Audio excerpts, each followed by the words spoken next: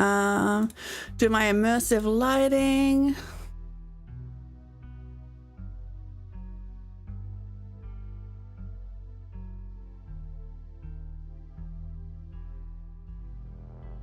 Hey Wendigo, welcome in. We are playing Scarlet Hollow today.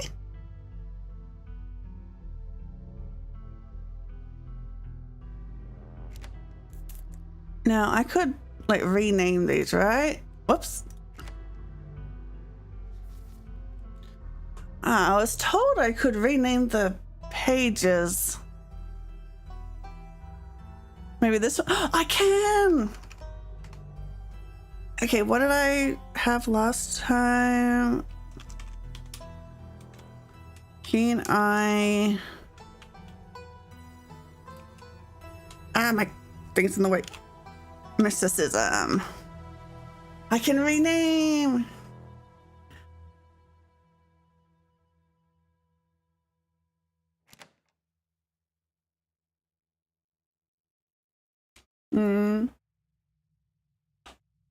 Should I have a different name for this character?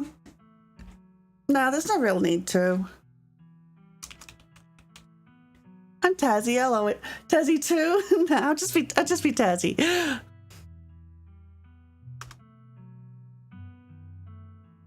Tazzy? I should have done that. Yeah, but it's all labeled. It'll be labeled.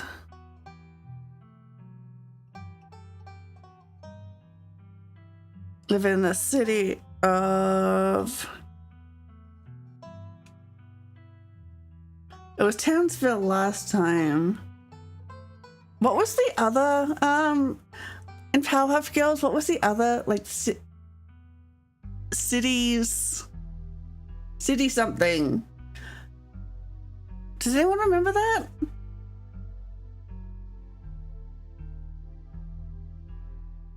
Cities... It was, oh yeah, it was the city of Townsville and the town of Citiesville. I was like, there was another bit that was, yeah, okay.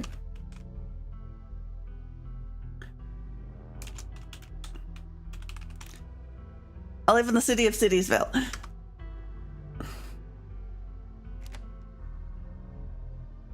Could you coach a cowardly dog know about? Oh, I'll do that on my next playthrough for sure. Okay, so we are hot, extremely good looking, natural flirt. People just like you probably because you're a good person. Tough as nails, the pinnacle of fitness, an imposing presence that commands the room, a mean right hook. We're going with a...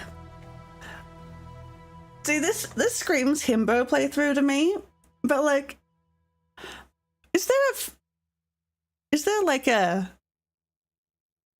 there a female equivalent to himbo? Like, I know there's bimbo, but like, that's a completely different thing. But yeah, we're gonna be silly. Punch build. Tomboy? I mean, I guess. Oh, I'm on the...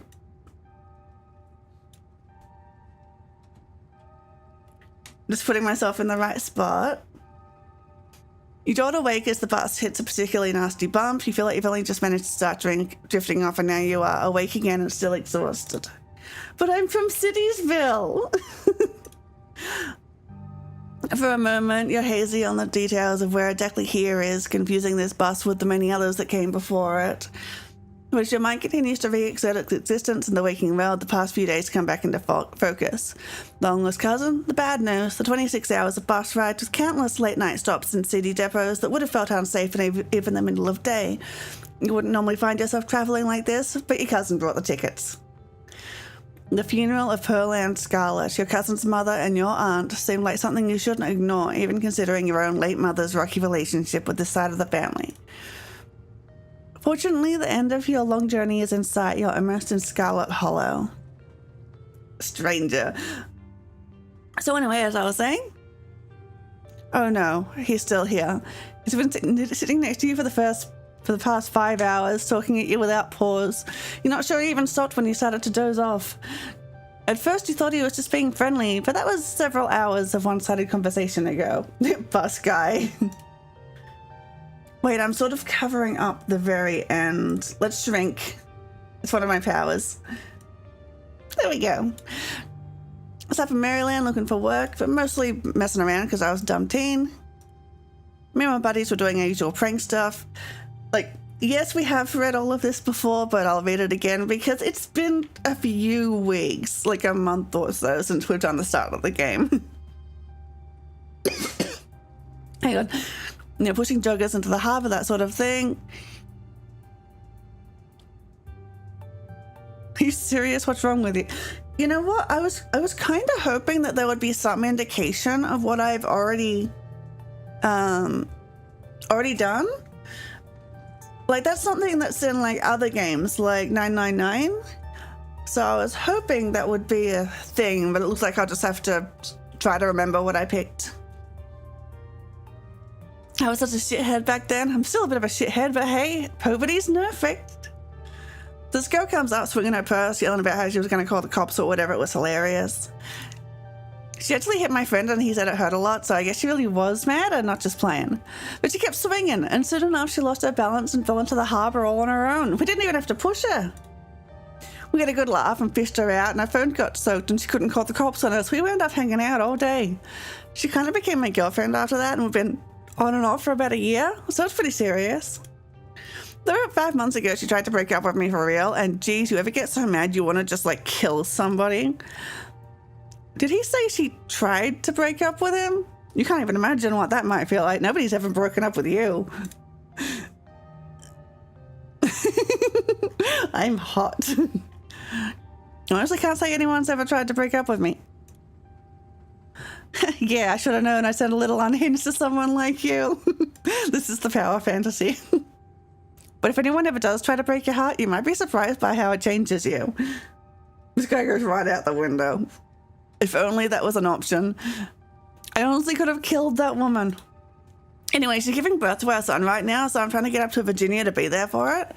But I don't know if I'm like into that stuff, so I might just wind up on a bus to New York or something instead. I've always wanted to go there.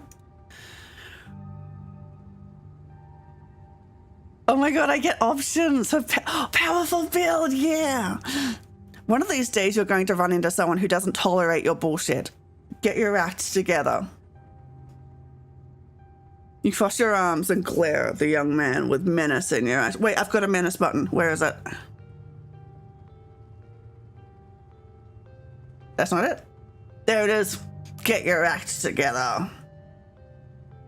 Fun fact, there used to be one of more of those floating comic booky letters in the game, but they were all removed except for Bus Guy's heart because it's just his superpower or something. I love that.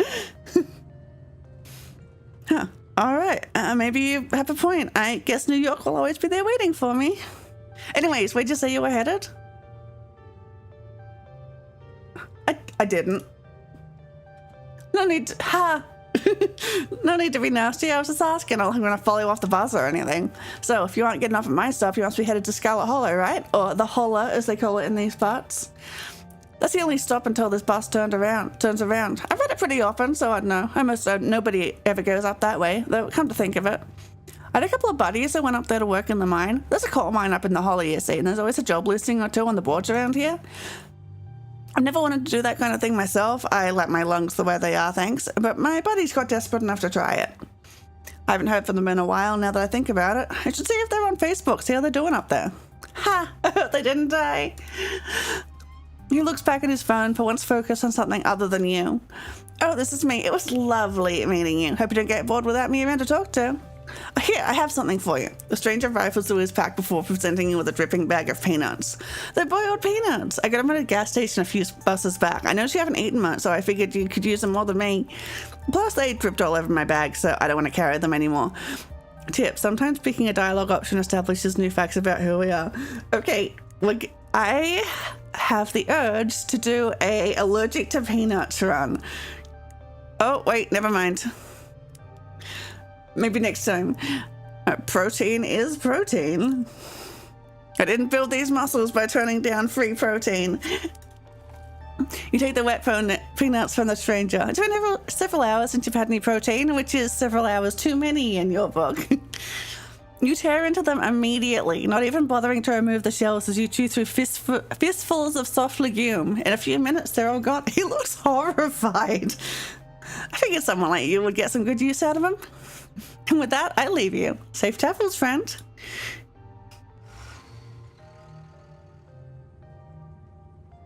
And just like that, the stranger is gone. Maybe you can finally get some sleep. Next stop, Scarlet Hollow, end of the line. Almost there.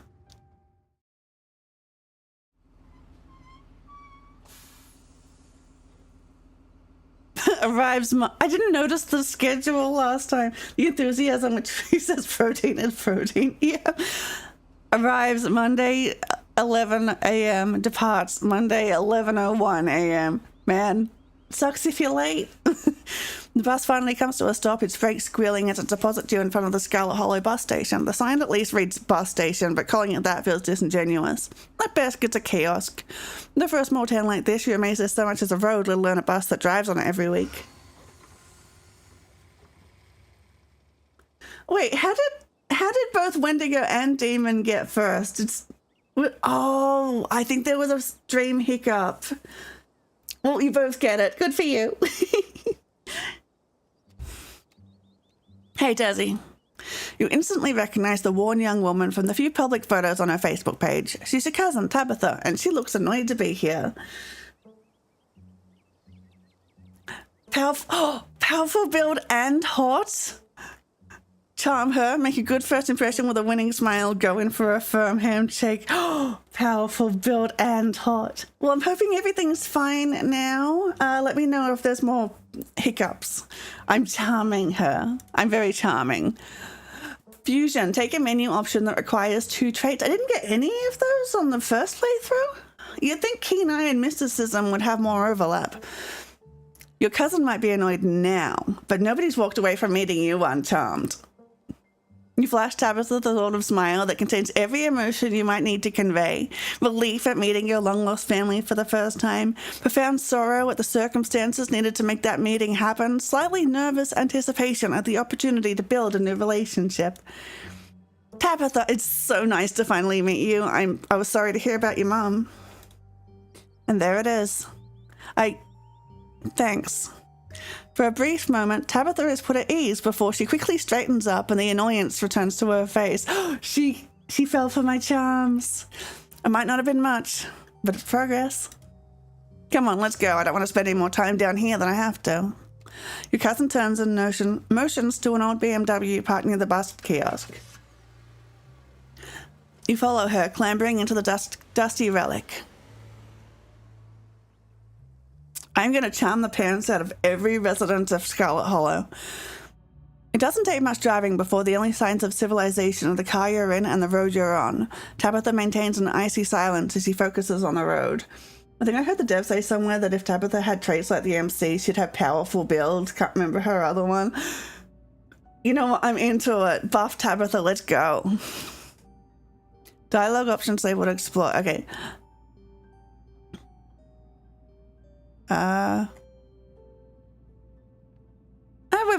We've done all of this. His spirit. You decide to sit in silence with your cousin as the car eases up the steep mountain road. And here it is, the Scarlet Estate. Though it's seen better days, its crumbling elegance is not lost on you. Someone used to cramped apartments in grey cities. Your mother told you about this place many times before she passed, always with an anger burning beneath her words. And you know, the whole shotgun thing. The faded majesty you once imagined doesn't quite compare with what's in front of you. A jarring blend of opulence and ruin. As you stare at it perched on the crumbling cliffside, you can't help but feel like it's something that should have been left to rot a long, long time ago. You're hit with a blast of dusty air as you step across the threshold and into the foyer. Everything in this room has been here for much longer than you've been alive, each object cemented in place with layers of dust and cobwebs. You can hear doors creak on their hinges and the aches and moans of ancient floorboards as the house itself sways in the wind. Welcome to our family's humble estate. Unfortunately, due to the current state of the house, only a few rooms will be safely accessible during your stay. I wouldn't go wandering anywhere else if you value your limbs. The floors have been known to give out. Not saying I know how much strength you need to use a shotgun. I've never touched one before. Yeah, but it's tough, right? If you know what's good for you, you'll stick to your room, your bathroom, and the kitchen. And hallways, I guess. But only the hallways you need to use to get to those places. I'll show you around so you know where it's safe to walk. You can leave your bags here for the time being. Oh man, this place is huge. I can't wait to unwind. Yes, the estate is quite large, but I'd be careful about unwinding too much. You don't want to wander off somewhere you shouldn't. Might get some nasty splinters. Follow me. You put your bags down and follow Tabitha through a long, dusty hallway. She delicately steps over holes and tears in the floor, and you do your best to trace her steps. Logically, the higher caliber, the stronger the kickback, and shotgun shells are pretty big. Right? It feels like a tough person weapon to use, as far as guns go. Kitchen. On Wednesdays, a woman from town comes in and does the cleaning. Her name is Janie. I would not be interested in staying in a house on a cliff. Yeah, me either. I'd be a bit worried. I wouldn't recommend socializing with her. She'll talk your ear off. If you need any food, there's fixings for peanut butter and jelly. Don't touch my mac and cheese or my ice cream. Those are off limits. Oh, and you can also access the garden through here, but it's pretty wild, so I wouldn't if I were you.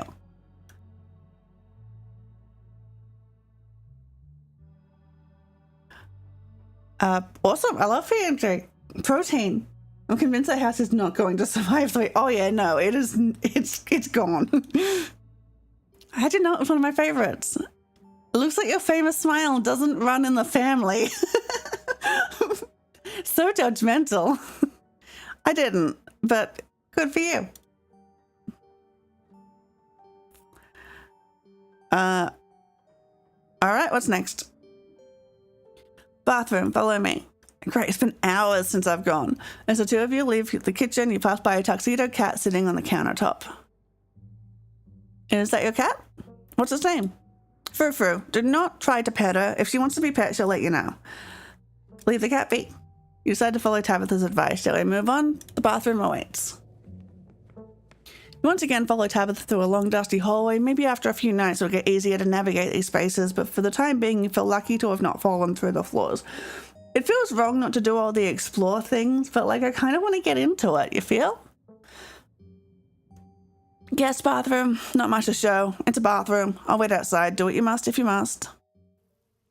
It's a wretched bathroom. Piles of junk sit untouched in the corners of the room and mystery stains paint the floor.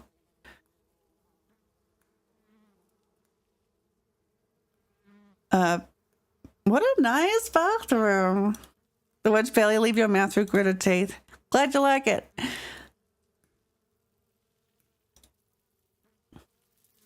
Bugs skitter from the bowl as you lift the seat.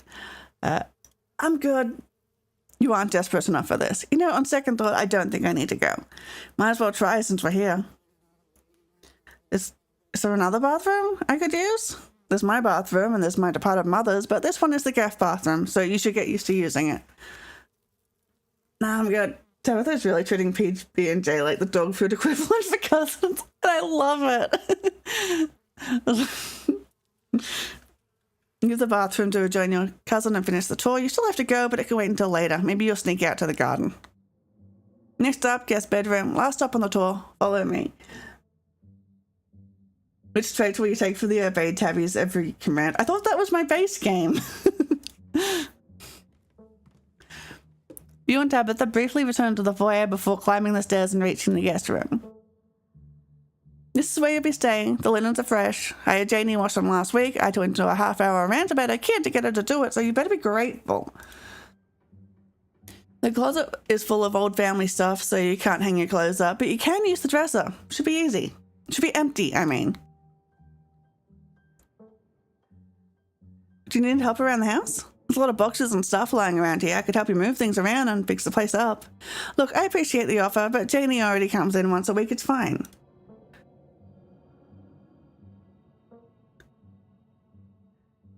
Who used to sleep here? When? This house is okay, and now you'll sleep here, carrying on the fine tradition of bedrooms being slept in. I guess I'll start to get settled. Follow me. I'll take you back to the foyer so you can collect your belongings. This concludes our tour. I'm afraid I must return to my duty, so you'll have to entertain yourself for the rest of the day. Don't expect to see much of me.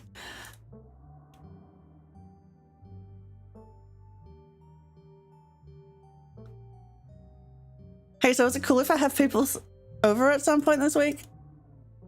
What are you talking about? You don't even know anyone who lives here. I'm talking about smooching, Tabitha. What's your smooching policy?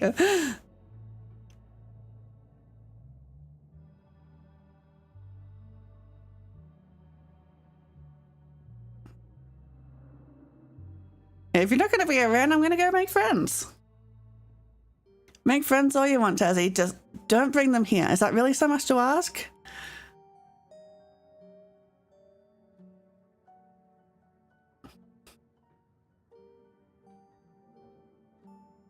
I didn't take this one last time. I kind of want to see what she says. You asked me to come here, but you're acting all pissed off that I actually came. What's going on with you? Okay, I'm sorry I've been testy since you've gotten here. You've been fine. I'm just under a lot of pressure right now. Please, just stay out of my hair until later, okay? I have work to do.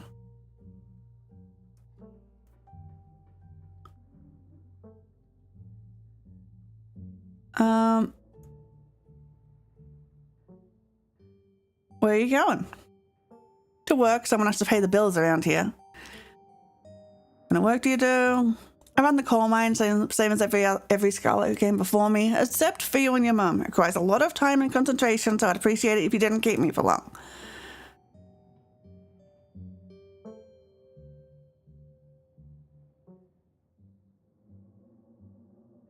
Hashtag girl boss. Damn, I can't believe you're only in your 20s and already running a coal mine. Talk about girl boss. Don't patronize me. I know you have nothing to your name. How do you know that? I could. Don't decide my backstory. Any other inane questions? Yeah. Just had to let Tabitha leave for work. Are you all set then? See you tonight. Now it's just you. You and the sprawling, decrepit estate. Straight for the Forbidden Wings. When Tabitha's gone, there's no one stopping you from going into the Forbidden Wings of the estate. Except for the locks and chains sealing them shut. PB&J sounds great right now. The only things you've had to eat in the past 8 hours were those boiled peanuts, and you got that from that strange young man on the bus. Suffice it to say, you're still hungry, and a PB&J sounds exactly what you need to take on the rest of the day. You head to the kitchen.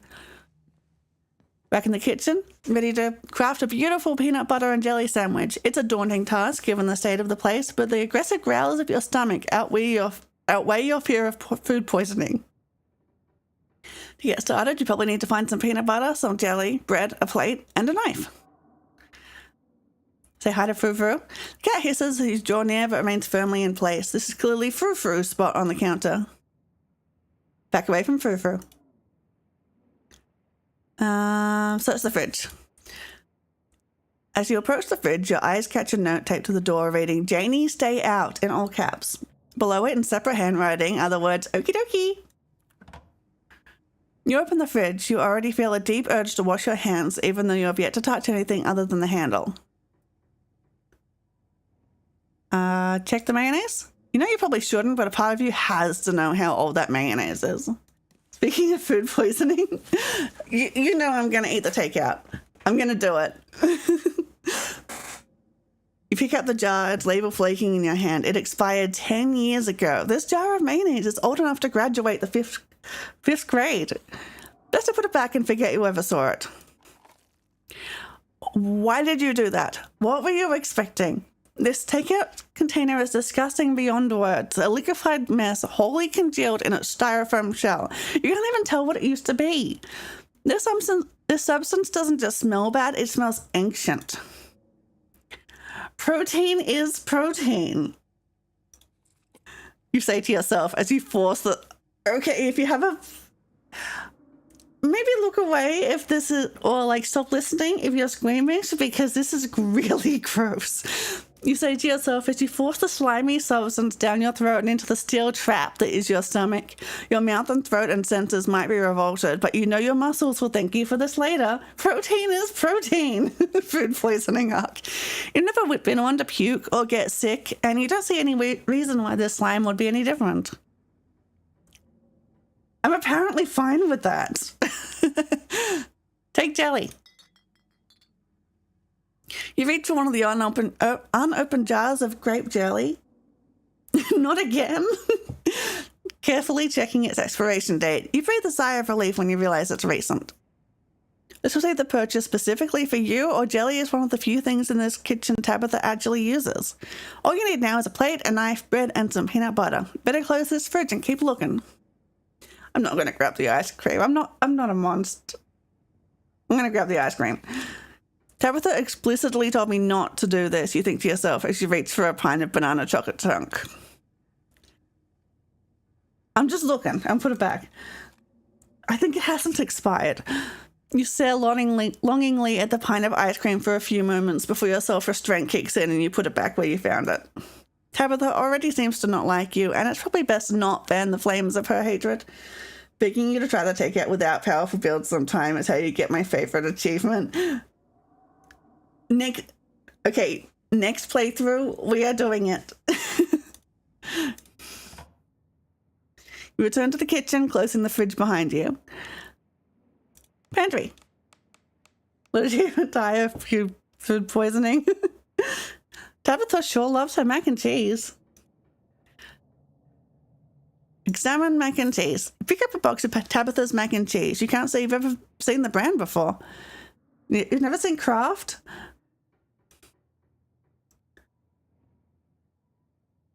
Why would you do that? I'm tempted. Like, why is it an option? I'm doing it. I gotta see what happens. You aren't sure what force of chaos compelled you to do this, but it's done.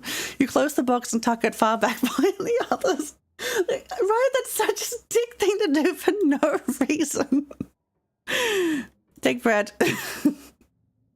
You pick up one of the I am so interested to see how that's going to, like, come back, because, like, that's gotta do something, right? I'm so curious. One step closer to a satisfying snack. The king of nut butters, and only 3% of each jar is mashed up cockroaches. The only things you need now are a plate and a knife.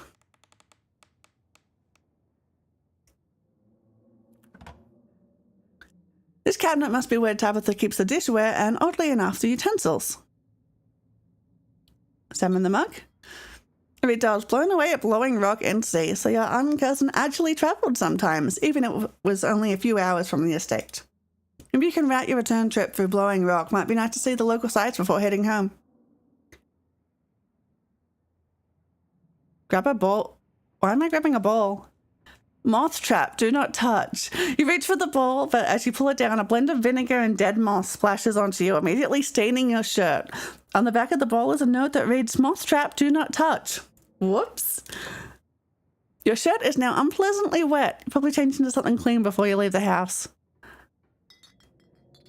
You grab a plate and a butter knife. This is the last ingredient you needed to meet your PB&J. Time to get to work. I survived Deb's 50th. Your aunt's name was Pearl Ann, so this was from her 50th. From the few stories you've heard from your mum, Pearl Ann wasn't the type to have kitschy friends who gave out themed shot glasses at their birthday parties. Close the cabinet and look back to the rest of the kitchen. Make that PB&J. Despite the state of this horrendous kitchen, you have successfully combined your 3 ingredients to make a peanut butter and jelly sandwich. Congratulations, protein awaits. A job well done. All of that hassle and took you less than a minute to eat. The rest of the day lies in front of you. I'm done here. Congratulations, you've eaten and have a full day to... Settle into my room? The aches and pains of your journey have started to sink deep into your bones. You stumble up the stairs to your room, suitcase in tow, eager to unwind before you face the rest of the day. All this guy cares about is protein, right? Protein!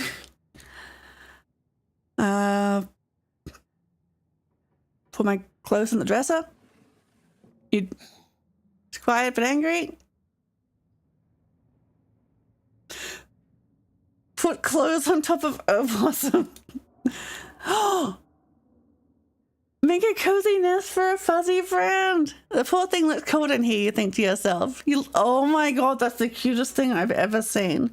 You lay your clothes on top of the creature, arranging them in a little nest. It closes its mouth somewhat more at ease than before and looks up at you with its shiny black eyes. You close the drawer, satisfied with yourself for a job well done. It's just so cute. Doesn't seem like there's much for you to do.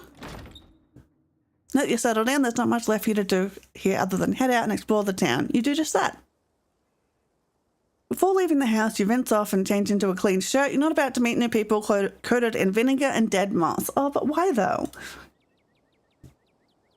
If you'd have known you'd wind up having to walk all the way back to town, you probably would have just asked Tabitha to leave you at the bus stop, especially with how unhappy she seemed to see you. If only you could wipe the slate clean between the two of you. The slate between the two of you clean and bury some tension. Though maybe her mother's funeral isn't the best time for something like that. Yeah, we're strong and we're hot. Then again, maybe it's the perfect time. It's really pretty out here. Finally, you made it back to town. The holler, as that guy on the bus called it, has probably seen better days. It still has the feeling of an idyllic country town, but its sidewalks are caked and many of the storefronts are boarded up, their windows dusty with age. A chill breeze sweeps down the lane and you shudder, suddenly feeling as if you're peering into a grave. Gretchen! I didn't see the silly exclamation mark as she poked her head round.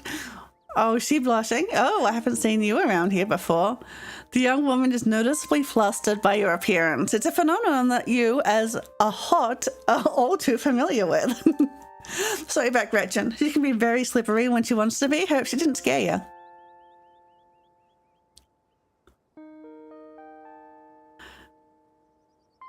Tell me more about this wonderful creature. Yeah, we're seducing everyone.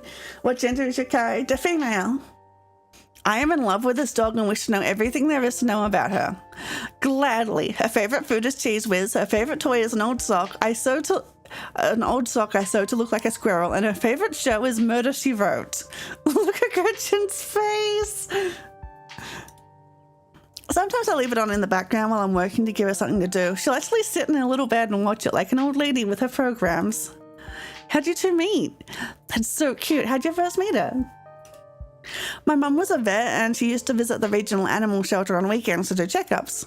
When I was really young, I'd go with her to a volunteer, which really meant I'd do a little bit of manual labor, then play with the dogs for the rest of the day. You know... That's actually really helpful. I used to volunteer at a animal shelter too, and just playing with the animals really did really good for them. Like socialization helps with their mental health. Like they need it. One weekend, believe it or not, someone dropped off this little 1-year-old pug that had outgrown its cute puppy stage. When I went to clean her kennel, she looked up at me with those big, watery, nervous eyes, wagging her entire butt and whimpering like no one had ever loved her before. I couldn't not fall head over heels, you know? My parents were rugged mountain folk, so they weren't big on toy breeds, and at first they refused to even consider adopting old Gretchen. But I kept visiting every week, and soon enough they caved and let me take her home. My dad still wasn't too keen on her at first, but soon enough he was taking her out on the trails like she was a hound dog. Sorry for talking your ear off, but I can't help it. I could prattle on about Gretchen for hours. Oh, but what am I doing? I got so caught up in the excitement of meeting someone new that I completely forgot to introduce myself. I'm Stella. It's not often I see a strange face up in the holler. Every now and then there's a new crop of coal folks, but you don't look dusty enough for that. The blush. You aren't in town for the funeral, are you? The Scarlet funeral?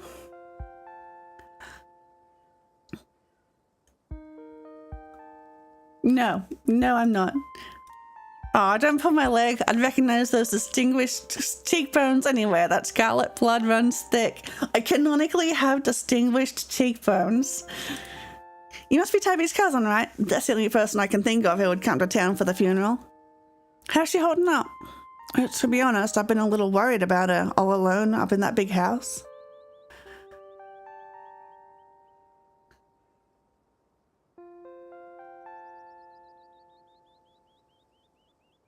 I'm sorry, did you say Tabby? I can't remember.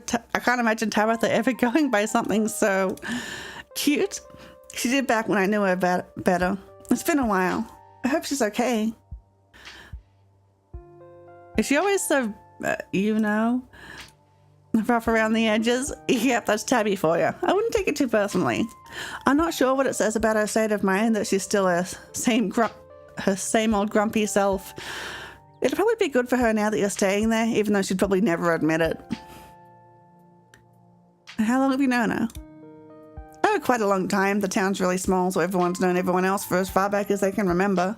Tabby and I got a little close when we were both in the school's production of A Midsummer's Night. I cannot talk today. Let me have a drink. Reset. Turn it off and on.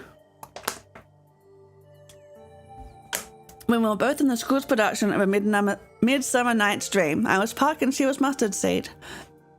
As you might have expected, she was more than a little prickly, but I managed to soften her up a bit in the end. But then she graduated, and that was that. Oh, if you just got to town, you must be starving. I was just on my way to the diner for a coffee, and they've got amazing biscuits. My treat. Hot flirt lie. I normally have a rule against accepting strange food invitations from people I don't know, but I'll make an exception because you're pretty. What's the lie? Do we not have that rule, or is she not pretty? What can I say? I know I have my charms. The pleasant aroma of greasy breakfast food hangs heavy in the air. In contrast with the empty, lifeless atmosphere of the family estate, the diner is filled with the comforting din of human life. All of which grinds to a sudden halt as the patrons realize that a stranger has entered the establishment. Hot. Hey everyone, I'm Tazzy. Just in time for the funeral. Nice to meet y'all. The woman behind the counter beams back at you. Hello there and welcome to the holler. You just let us know if you need anything, okay? You nod politely, giving a small wave as you and Stella slide into the nearest booth. Looks like you'll probably be the talk of the town for a while. It's not often folks around here meet many strangers, and with who you're related to, well, folks love their gossip, you know? Hey Stella, I went ahead and fixed you up a coffee. Hi Avery! They quietly place a cup of coffee in front of Stella. And here's some bacon for the little lady. You can hit the hate button on your keyboard. I love that this is the thing that like triggers this tutorial. Because you have to look at that. It's mandatory. Wait, I'm in the way.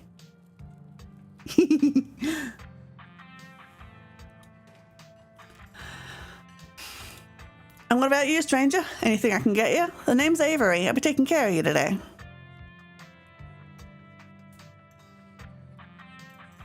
How much is the coffee? $1, but that gets you unlimited refills.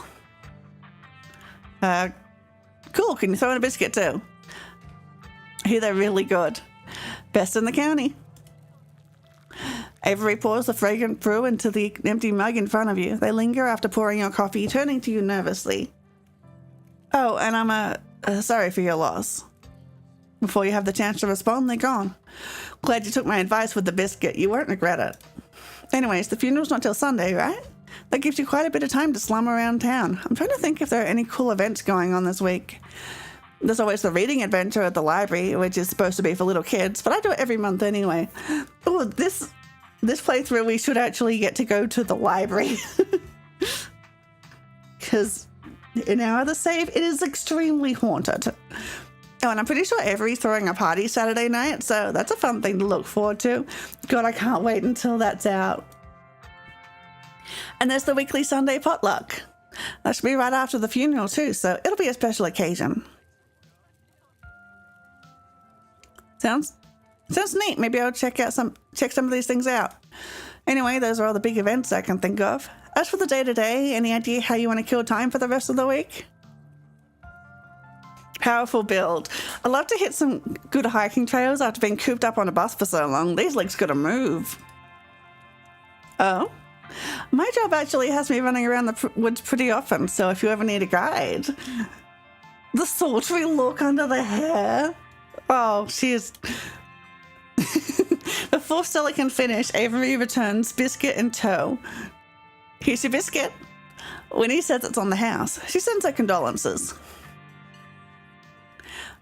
Thanks, it looks great. Yeah, she is absolutely head over heels for me. You pick up the biscuit. It's delicate and fluffy. It nearly crumbles at your touch. Buttery warmth emanates from its surface. You take a bite. It melts in your mouth as if it was nothing but butter suspended in a thin matrix of dough. Truly, this is the perfect biscuit. Whoa. This is a really good biscuit. Wow. It'd be a shame if something happened to her. No! I'm so glad you like it. Avery lingers at the table for a moment. So, has Stella mentioned she's famous? Oh, Avery, I'm not famous. You're the only person I know who's been on the news. If that's not famous, then I don't know what is. Stella sighs. I'm a YouTuber. You and everyone else. What kind of videos do you do? She hunts cryptids. You should really check out our channel, Tazzy. It's amazing. I think the best video to start with would be that river one, you know, the controversial one. Oh yeah, the Catawba River Runner. I didn't expect much out of the footage at the time, but it really wound up doing numbers. So the River Runner is a cryptid that's only known from a single sighting. 2 Boy Scouts thought they saw something big and weird in the Catawba River, and that's all I had to go on. But then I wound up catching this on camera. Stella pulls out her phone and shows you a clip of something in a river. Some folks said it was a beaver, but if that was the case, it'd be at least twice the size of any beaver I've ever seen. I also had people saying it was a dog or even a capybara that must have escaped from a local wildlife sanctuary. I'm still not sure what it was, and I'm the one who saw the thing with my own 2 eyes. Whatever it is, I bet I could take it. Damn, you think so? Some of the folks in the comments thought it was a mountain lion. Yeah, I bet you could take on a mountain lion. Those things are barely bigger than house cats. But that's beside the point, because it's not a mountain lion. I did a whole video on the Appalachian mountain lion myth and found jack squat. And there's no reason one would be swimming in the river like this. They're not fans of water. And it's too short to be a mountain lion. No way. Personally, I'm a fan of the capybara theory. There's always people keeping those things as exotic pets. Kind of a sewer gator type situation. Yeah, exactly. Some exotic pet owner set it free and now it will forever roam the Catawba, confusing Boy Scouts and YouTube commenters for years to come. So speaking of things to do around town, I was actually planning on filming this week's video tonight. I was wondering if maybe you'd want to come along? It's a pretty easy one this week. We wouldn't even have to camp anywhere. I'm going to go after the... Wait, no spoilers. I should probably get back to it instead of standing around chatting with friends anyway. See you all around. Now that the coast is clear, I'm going after Skunk Ape. What's Skunk Ape? It's like Bigfoot but smellier. Most skunk ape sightings live in Florida, but while I was doing research for last week's video, I came across a report where a lady from a town over claimed to have seen one on her deck playing tug-of-war with her dog. And as I leave no stone unturned, I decided it was worth investigating. So what do you say? Want to tag along?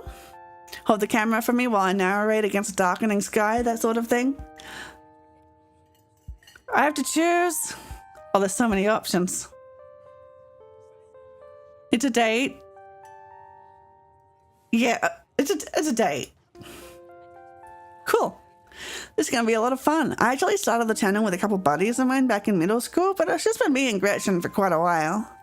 I miss those two. Our videos were terrible.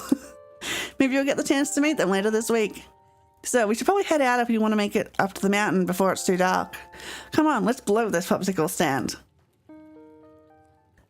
You pause before getting up. Maybe it's time to make a good first impression.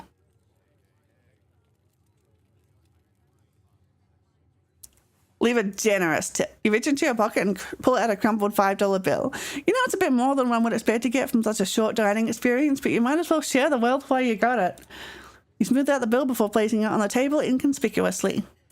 Oh, that's awesome of you. Avery will appreciate that, I'm sure. Stella turns to leave the diner with you following close behind.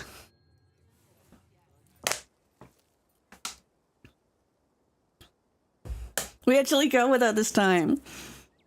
It hadn't been very cold when you first arrived in town, but the sun dips closer and closer to the horizon. But as the sun dips closer and closer to the horizon, a chill descends upon the hollow, and you see your situation with renewed clarity.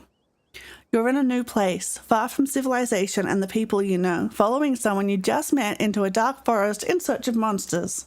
You feel more alive than you've felt in years. You feel alive. The fall breeze passing through the leaves, the orange hue of the setting sun painting the horizon, the promise of excitement ahead.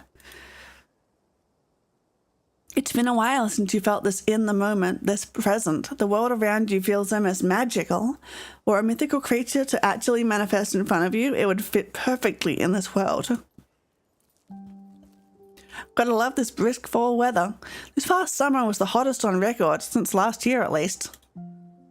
You know how it is these days. Each summer is the hottest yet until the next summer, which always finds a way to be so much worse.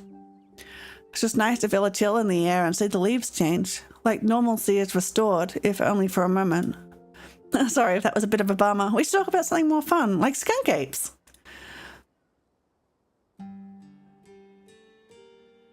What's the weirdest thing you've seen out here, other than cryptids?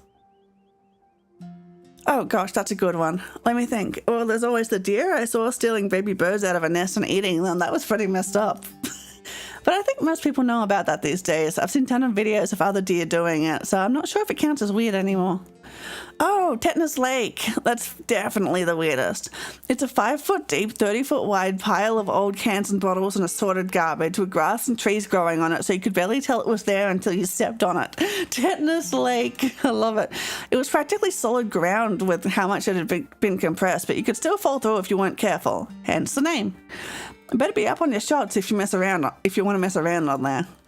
It's all stuff from the 50s too, which is super neat. I salvaged a few bottles that I keep on my dresser as a little souvenir. Yeah, we got to go to Tetanus Lake. Do you ever hunt things that aren't cryptids? You know, like ghosts, demons, werewolves, that sort of thing. Yeah, for sure. I used to go after all sorts of spooky stuff. I never had much luck though, especially when it came to ghosts.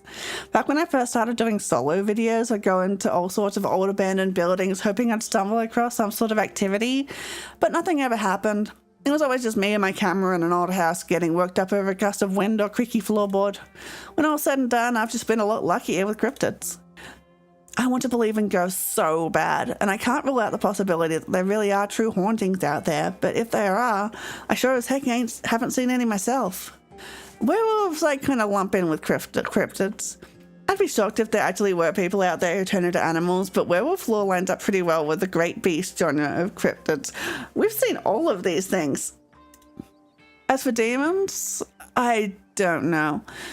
I honestly don't even want to consider the possibility that they exist, because if they really are out there, a lot of folks are doomed to an eternity of flames.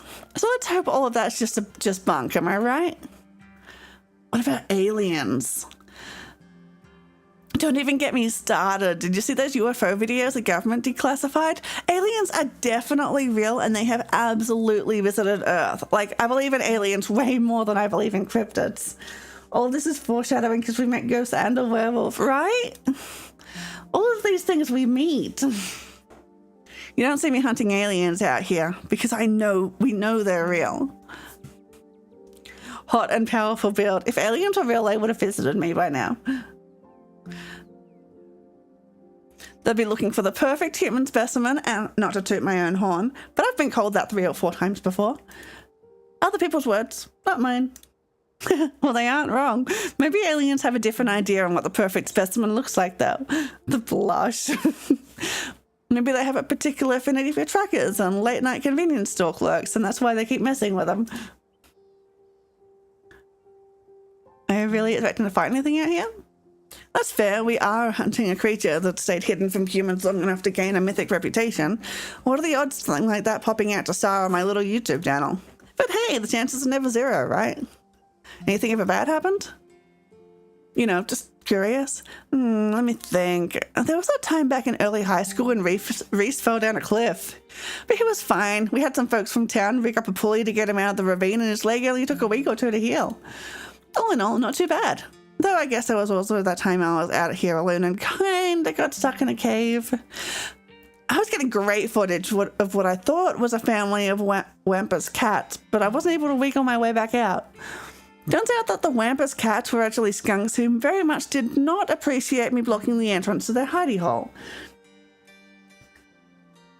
I kept having to shut off last time because you didn't go to the library last time. You missed a whole bunch of lore they keep foreshadowing. Well, don't worry, I'm going this time. I won't get it haunted. And instead of running for help, Gretchen just sat outside, bored to tears. Lassie, she is not. Took about an hour to get loose, which was pretty intense, but a few tomato juice baths later, I was right as rain, so it could have been a lot worse. Lie, baby. Oh, and there was that time I accidentally stumbled onto old Duke's property and nearly got my head shot off. But that happens to everyone sooner or later. I'd barely count it. So yeah, these hikes aren't all that dangerous, things considered. All things considered. Did you hear that? Oh, calm down, Gretchen, you old mutt. Duke! Sorry for getting spooked, Duke. I thought you were some creature of darkness. Nah, girlie, just old Duke. Now what the hell are you looking for way out of here? Skunk ape? Sorry I asked. And who's this you've suckered into coming with you? Wait a tick. You aren't... Is that? Yep. I see. Welcome to the holler. My condolences. I keep you in my prayers. Now both of y'all head on back to town, you hear? Especially steer well clear of this area tonight. I'm out dealing with my own critter and won't be too appreciative if a couple of fools with a camera scare away the more sensitive wildlife. What are you hunting tonight? Something tall and hairy? Something musky? You see anything like that recently? Wouldn't you like to know? You never could stay in your business, Stella Richmond. Put that damned camera down. Oh, come on, Duke. Maybe I could help out. I'm pretty good at tracking. You know I learned from the best. That you did, but I have yet to see a shred of proof that you listened to any of it, the way you tromp around the woods at night yelling about chunka-bungas or what have you. Something's been getting at my chickens. I've lost 3 this week and can't afford to lose many more than that. Huh. I wonder if Skunk Ape has a taste for chicken. Now, see, this is why I don't come to you about these things. It ain't no Skunk Ape, whatever the hell that is. I know exactly what this is, but I know you won't believe me if I tell you. Oh, Duke, you don't think it's... I do, actually. It's those damn mountain lions. They're out there, Stella. I don't care what your little investigation turned up. You haven't been out in these woods as long as I have. These sons of bitches are sneaky. Of course you wouldn't find any in one night of tracking. I know for a fact that's what getting at my chickens. Couldn't be anything else. I'm telling you, man, mountain lions are extinct in these parts. There hasn't been an actual sighting since the 1990s, and even those were iffy. I can't believe you go out there on your YouTube saying some river monster spotted by a couple of school-aged Boy Scouts has been 100% confirmed, yet Appalachian cougars are some kind of far-fetched fantasy made up by geezers like me. You made me look like a fool. I read those comments people were posting on your video. I'm sorry, Duke, I didn't mean to sick anyone on you. I just don't think it's plausible. Yeah, cougar law. You'll eat those words when I come carrying a mountain lion corpse out of those woods at dawn. If you two don't want a face full of buckshot, I get you run home and stay out of the woods tonight. Try to bond over sports. Intimidate. So you're a Duke man? I met some pretty passionate sports fans, but I've never met anyone named after a team. Yeah, well, I was born into the name. What, you a fan?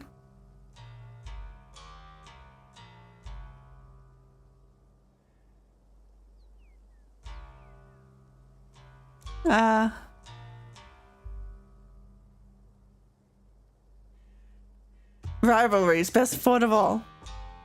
Yeah, I suppose that's fair, but those rivalries are a lot more fun if you pick a side. I mean, you don't have to pick a side. I care a lot more about getting to watch the raw athleticism than who wins and who loses. All right, Dazzy, no need to cause Duke any more hassle. Let's head out. We can come back some other time. Glad to hear you've finally seen some sense, Stella. You two run along now and stay safe. As you and Stella return to the trail, she carefully looks back the way you came. Okay, coast is clear. No way we're letting Duke edge us out that easy. Come on, I know a trail that will let us get around him. Yes, I knew you wouldn't give up on the hunt. Never. And trust me, we don't have anything to worry about from old Duke or his shotgun. I've gone out hunting with him before. The man sounds like a truck crashing through the trees when he walks. Even if we do cross path, we'll hear him long before he catches wind of us. The hunt. The trail's just up this way. Let's go. Go on an adventure with your new friend. All right, this looks like a good shot. Mind holding the camera? She hands to the camera and takes position. Ooh, she looks good on camera. As night falls, my new assistant, the gorgeous Tazzy, and I find ourselves on the high hill of the Blue Ridge Mountains where we'll begin our hunt for the elusive yet pungent skunk ape. Though mostly encountered in Florida, this possible relative of Bigfoot has been spotted all along the southeastern edge of the United States, including right in this very county. Here's hoping we get a glimpse tonight. We'll check back once we're on the trail. Until then, stay searching, Stellas. She's got a fan name. I can take the camera off your hands now. We'll be able to start the tracking scenes once the sun sets all the way. In the meantime, we get to take in all this gorgeous scenery.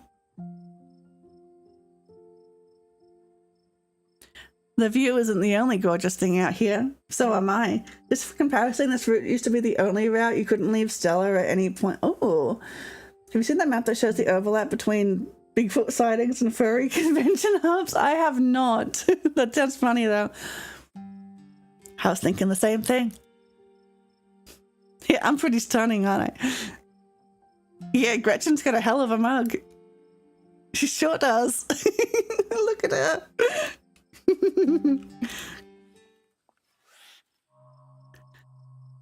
The quiet moment with Stella is broken by a loud percussive snort. Get behind me, quick! You don't have to jump in to protect me. That's just the sound deer make when they want to warn the rest of their herd about big scary predators like us. Let's check it out. You and Stella hear the footfalls of animals retreating into the woods. She reaches for her flashlight. Ah. I don't think that deer's okay. A single deer remains behind, staring down the beam of light while Gretchen whines and pulls at her harness. And then it's gone. Jeez, Gretchen, calm down. You're going to hurt yourself. She cannot handle deer. When she gets like this, I usually have to pick her up and hold her. She has a bad habit of slipping her harness when she wants to go after something. You're too much of a potato, and they don't make harnesses to fit potatoes, do they? There was something wrong with that deer. Did you see its face? Now that you mention that, there was something a little off. I bet it was an abscess, maybe a tumor? It's not like wild animals can get those taken care of, so they just get bigger and bigger, poor thing. But there's not much we can do about it. Why do you bring Gretchen with you? She doesn't seem like the safest choice for a hiking companion. I actually find her to be quite the opposite. Sure, she wants to chase stuff, but I usually let her when I'm not on one of my cryptid hunts, so I can't hold that against her. I'm just happy she's still so feisty, even at her age. Pugs aren't exactly known for their good health, but here she is running around the woods at 17. And I feel like the fresh mountain air and exercise have helped a lot in that regard. You defy the laws of nature, don't you, Gretch? Well, that got my heart rate up. I'm ready for the hunt. Same for me. How about we take a quick snack break to fuel up, then we get right back. We get right into the night's activities. Trail mix with extra M&Ms, apricots. You settle down to rest. As you settle down to rest, Stella breaks open a bag of assorted snacks. Dried apricots, sesame sticks. One of everything, please. You grab as much as you can. Your body is a temple and its priest demands offerings. Ha, someone's hungry, huh? You look at Stella in response, your mouth full of delicious snacks. There will be time for conversation when you're finished, but for now, you eat. Food! Oh, look at Gretchen! She's so cute. You and Stella settle down on an overlook, snacks in hand. As the quiet sounds of evening wildlife wash over you, Gretchen gnaws a stick, distracted for the time being. So, tell me what it's like in Citiesville. Do you have a house, an apartment? Do you live with family, roommates, pets? Tell me what it's like to be Tassie.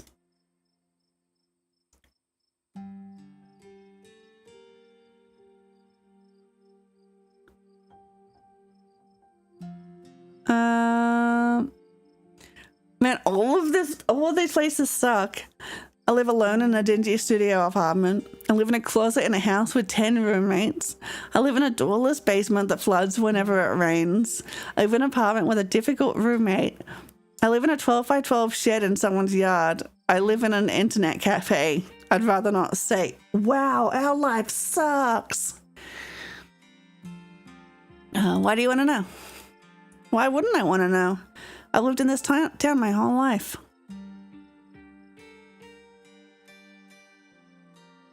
Let's go.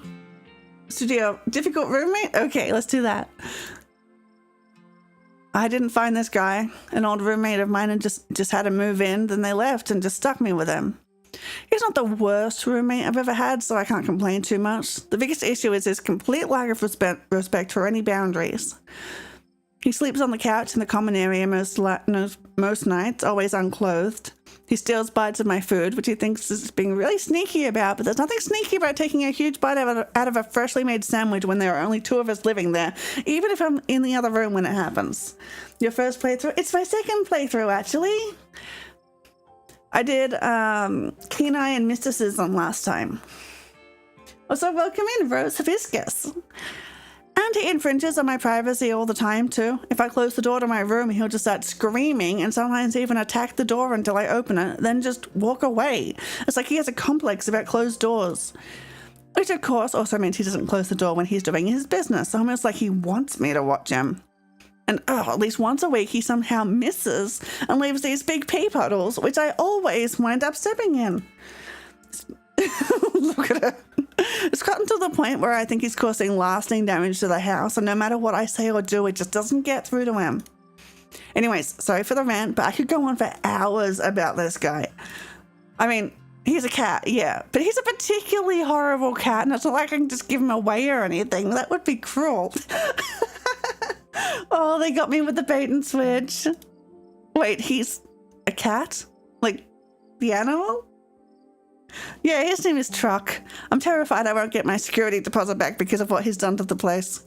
So, she's not even going to ask about my cat. I mean, I just did tell her everything about the cat, but...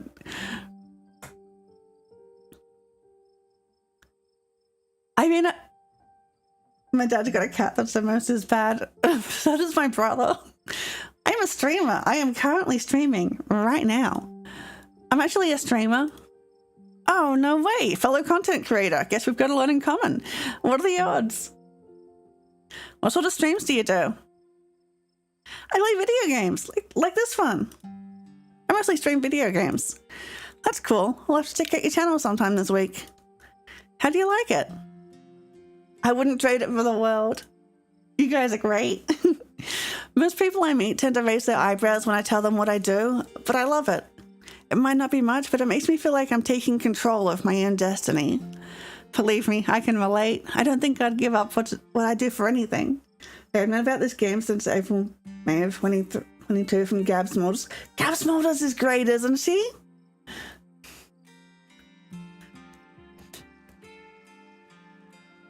But yeah, I've just started this new playthrough, so there won't really be any spoilers if you haven't played the game before. A crisp breeze passes over you. Like, I'm in chapter 1. And what about you? What's your story? Gretchen and I live in a little house just outside town. It's actually the house I grew up in, so it has a lot of pleasant memories attached to it, and I'm glad I could keep it in the family. My great-great-grandfather built that house, and he must have done a great job because it's just as sturdy as it's ever been. Do you live alone? Yeah, the place used to belong to my parents, but they're not around anymore.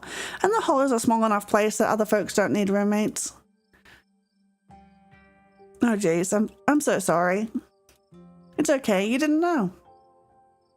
And I've done my morning. You don't have to watch your tongue around me or anything. Life goes on. So I once told her I was a streamer, but I forgot that when she told me she was a YouTuber, I said, wait, what, what's YouTube? And so Stella commented saying that she'd never heard of a streamer that doesn't know what YouTube is. That's, she caught you. What were they like? Did you get along? They were amazing. Two of the nicest people you'd ever meet. Interesting too. My dad was a bit of a regional legend among hunters and trappers. He was always out in the woods on the trail of something, and we certainly had some interesting dinners because of him. He had to learn how to fend for himself since his family didn't have much growing up. He always made sure I had food and that I knew how to get it if I ever found myself too far from a grocery store. I could make it a pretty good salad with what's just in this clearing if I had to, though it wouldn't exactly taste great. My mum was a local vet. The lady or the farms in the county knew to call if their animals were in need of something. Even the smallest mouse would get the proper care in her hands. I'm sure she's the most of the reason Gretchen here is one of the oldest dogs I've ever met. So yeah, those were my parents. Why do we keep going Dead Mums Club? My mum died pretty recently, so I get it. It's alright if you ever need to talk about things. Ah, thanks, Tazzy. That's really sweet of you. How are you holding up? I'm okay, hanging in there. It was a long time coming, so it wasn't a surprise. I'd kind of come to terms with it by the time it actually happened. And it's not all bad. She doesn't have to be in pain anymore. That's a relief. The hospital bills are another story, though. I've accidentally given myself my own backstory. I can't even imagine how bad that must be. It's just salt in the wound at that point. It's showtime.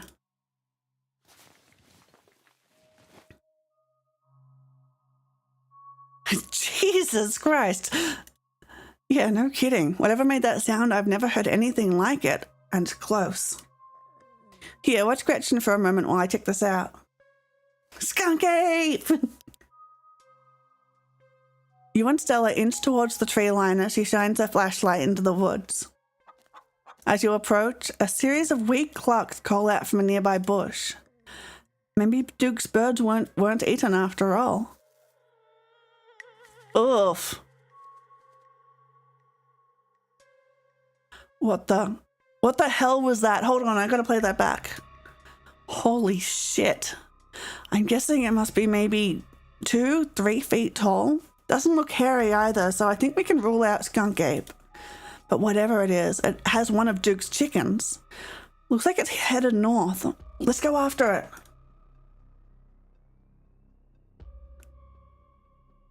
Right behind you. You follow Stella as she sprints into the unknown. Gretchen's excitedly pulling you along by her leash. I love that I've got the leash. It's my job.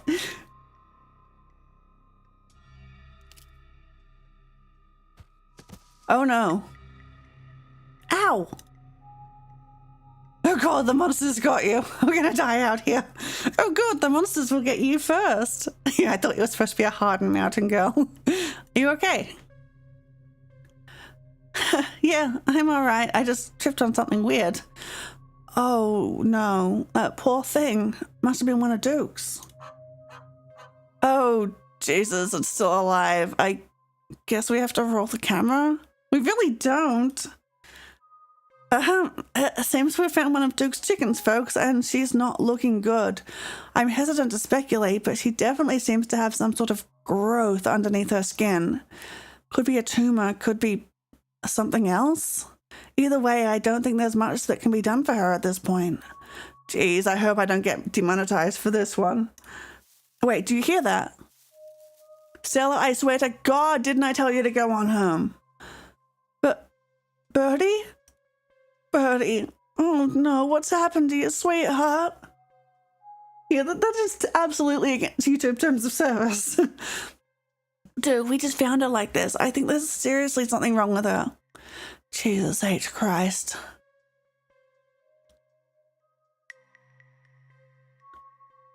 There's something really wrong with all the animals we've seen tonight. No goddamn shit. It's like some kind of plague. It better not be contagious. Duke, we saw the thing that got a hold of her. Got it on camera too. I don't know what it is yet. A gnome or something? You know there ain't no such thing. Let's examine the chicken. I don't want to examine the chicken. Oh, poor thing. You stoop down to look at the chicken. Don't let Gretchen too close. She'll try to take a bite if you don't stop her. You hold Gretchen's leash close to your chest. He seems nervous, squirming slightly against her harness. Examine the head. Its poor little chicken eyes look up at you glazed over, but still rolling around in their sockets with unfortunate life. The wing is barely still attached, but that seems to be the least of this chicken's concerns. Whatever got a hold of her busted her wing up too, little bastard. Yeah, what a bastard. Good God. At first you thought it might have been a tumor, but this is something else. The skin is stretched taut, the growth pulsing beneath. She could still get better. Maybe she just needs that thing to pop and she'll be right as rain in a couple of days. Happened to me once. There's not so much as a scar these days. I don't know. It kind of looks like there's something in there. Having investigated to your heart's content, you step back and give the bird space. Do you think she's become an egg? That's gross. Alien. Like one of those things is gonna pop out of her? No, I refuse to entertain that notion. She ain't some kind of incubator. She just needs that thing drained, maybe some antibiotics, that's all. Dude, I don't think it's a mountain lion that's been getting at your chickens. Yeah, no shit. In all my years, I've never seen anything like this. As you, Duke, and Stella take stock of the situation, a sound begins to wrap around you, gently at first, barely a whisper. But then a guttural moan, and then another. And another, until suddenly you find yourself surrounded by a chorus of groaning misery. I think we should get out of here. Agreed. We've all had enough excitement. Come on, Birdie. Let's get you home. Are you guys hearing this? She starts filming again. As Duke scoops up the injured Birdie, the voices in the trees intensify. It's like you're all suddenly surrounded. The strange sounds coming closer, growing bolder. Wait, I'm in charge of Gretchen this time. For your first playthrough, did you go into the woods with Stella? Is this campaign all new to you? I went into the woods with Duke. I told Stella I had to go home to Tabitha because she was waiting for me, then got attacked by a mountain lion and Duke came to save me. So this part is new to me, yes. What the hell is that? You feel a tightening in the leash pulling at you from behind. Don't you step another foot closer or I'll shoot. Don't think I won't. Oh, this time I'm in charge of Gretchen. I was planning on saving Duke this time. The man hesitates and the thing steps forward, fixing what seems to be its eyes on Birdie, tucked under Duke's arms. The leash is drawn fully taut, and then there is a sudden looseness. Gretchen starts making ungodly noises, screaming and howling along with the din around you. You and Stella turn just in time to see another of the creatures slithering out from the bush. Stella whines and barks. Gretchen's whines and barks, reaching a fevered pitch as another creature's malformed hands grasp at her. He's hoping, Mog. Oh my God. What's going on over there?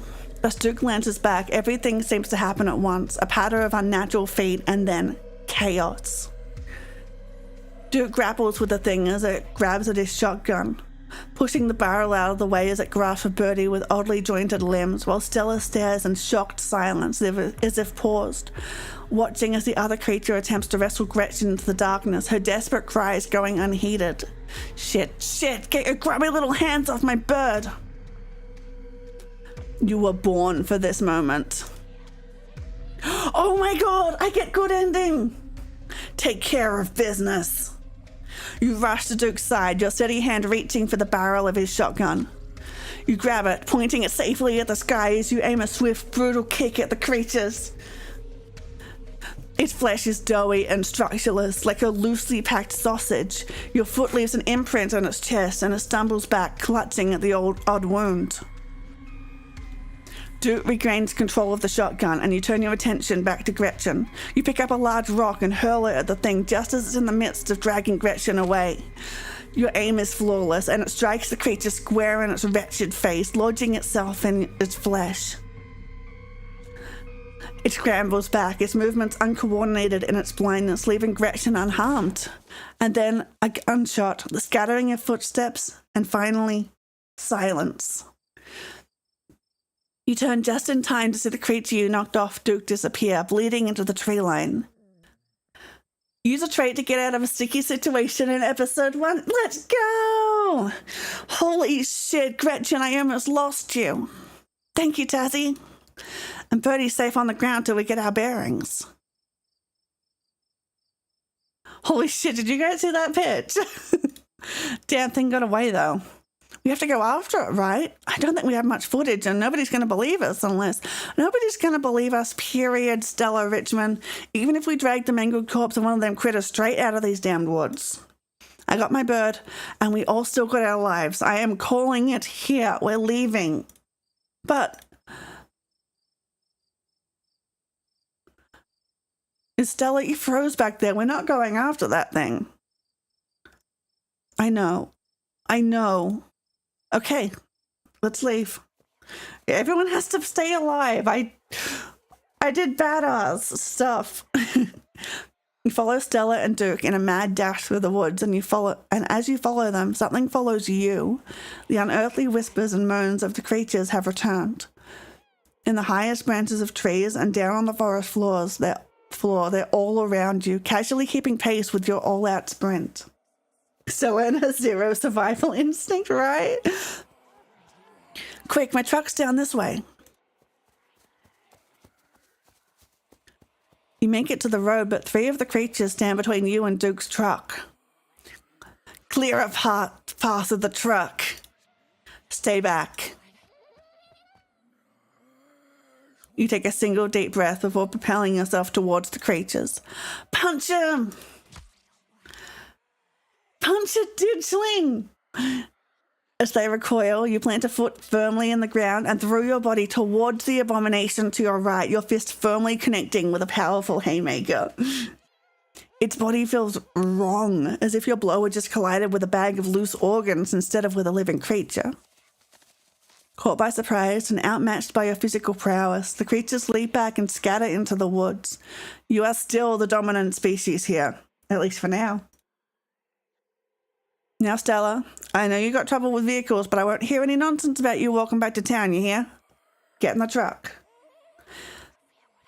You sense the slightest bit of hesitation as Stella pauses on the path next to you. Okay. Oh, right. Stella's... Yeah. You squeeze into Duke's tiny 2-seater truck, tucking your legs on either side of the gear shift. Stella stares ahead in silence. She clutches Gretchen protectively, staring straight forward, expression blank as the truck quickly starts to rumble its way down the dirt road.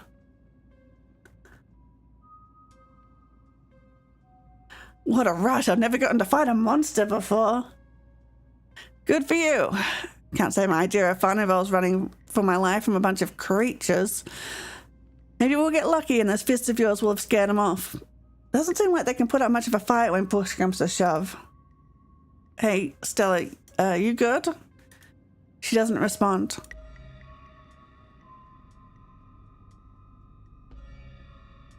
Place a comforting hand on her shoulder.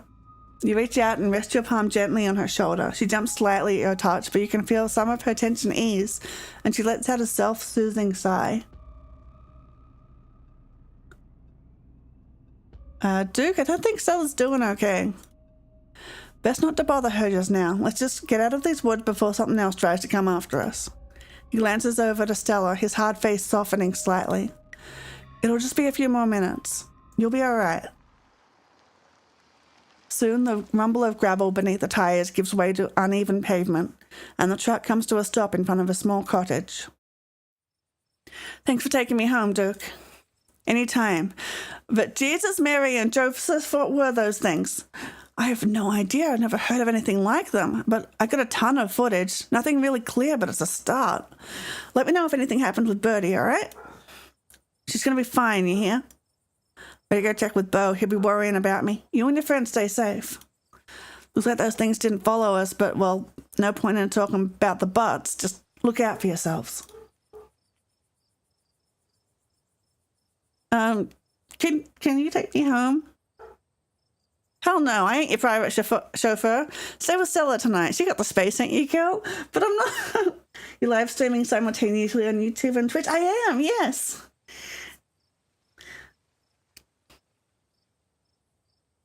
Yeah, totally. I got a guest bedroom with a bed and everything. Sheets even. There, taken care of.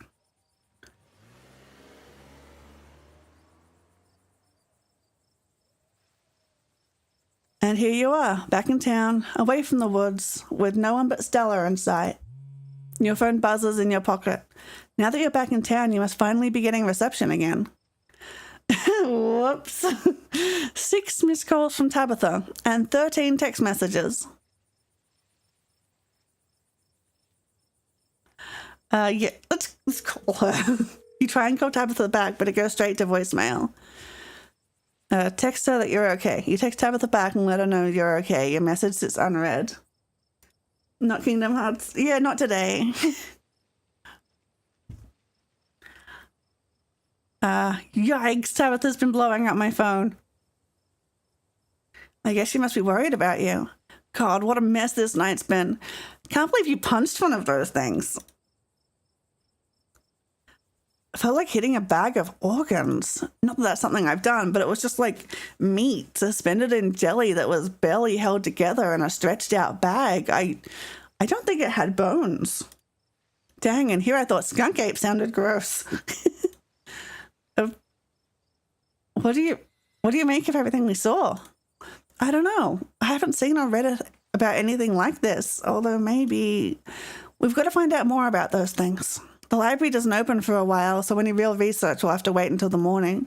That being said, there is someone in town who might have some useful information. My friend's mom. How's the game so far? You mean Kingdom Hearts? I'm doing great. I am halfway through the Pirates of the Caribbean level, and we just collected 300 crabs.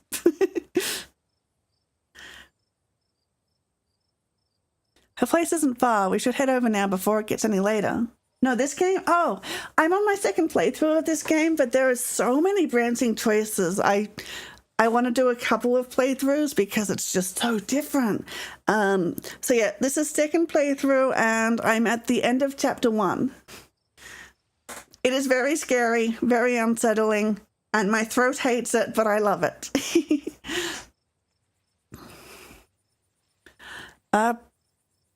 Sure, why not? Let's keep this nightmare going. I feel you, Tazzy. I really do. Tonight's been something else. Imagine Sora, Donald, and Goofy showing up in rural North Carolina. The devs say you'll only see 15% of the game in one playthrough. Yeah, that's what I feel like. Like, I got through my first playthrough and I'm like, I feel like I've barely scratched the surface. But Miss Forsyth is good people, and if she can help us understand what we're dealing with, it might give both of us some peace of mind. Let's go. I hope she's still awake. Dazzy. Jesus. You and Stella turned to see a shadowy figure staring at you from across the road. You didn't hear it approach. Welcome home. Before you can respond, the door behind you swings open. An older woman stands in the entryway. Go home, Wayne. I can't help you tonight. You look back and the figure is already gone, disappeared into the shadows of the night. Sorry about that, Stella. Some people just can't be helped. What brings you out here so late? And who's this? Hi, Miss Forsyth. This is Tazzy. Is it okay if we come in? That means she's right? Like tonight. That's a weird addition. Of course. You're in luck. I just put on water for hibiscus tea. And for goodness sake, you can call me Sybil. You're an adult now, after all. Every scene has something, right? This game's a masterpiece. Welcome to my little nook. It's nice to finally meet you, Tazzy. I was so sorry to hear about your mother. Vivian was such a lovely soul, and she's been sorely missed in the holler. And now poor Pearl Ann is gone as well. Drink water and take cough drops for your throat, not to make you sick. Yeah, I've got my bottle of water here. I'm taking care of myself, don't worry.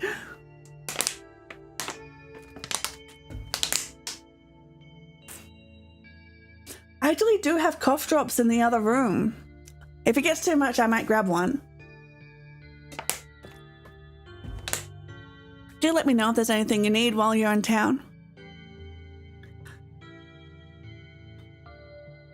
Who was that outside? Just a very sick man. You don't need to be worried about him. You knew my mum? Of course, dear. She was a good friend of mine for many years. She was such a lovely woman. You should come by sometime. I can delight you with unsavory tales of her youth. How did you know that she died? Oh, Pearl Ann was a chatty woman. Not much went on that I wouldn't get an earful of, bless her heart. I never met Pearl Ann. You don't have to pass on your condolences to me. I have no feelings about the woman. That's fair, child, but it seems like the right thing to do. We need your help. Ah, yes, I suppose pleasantries can wait for another time. What's got you here so late? You seem troubled. You know about weird stuff, right? Unexplainable stuff? Go on. We ran into some creatures in the woods. These things. I don't even know how to describe them. Here, I can show you. Stella pulls out her camera and turns the screen towards Sybil. Ah, one of your little videos. That look. Where was this? Up the mountain to the northwest. Within the town limits? Yes, I see. Is there a way to make the video bigger and louder if you can? I need to plug the memory card into a computer. I could go back and get mine. No need. Kanika should still be awake. She can lend us hers. You better come with, Stella. I'm sure she'd be more willing to help a friend than her nosy mother.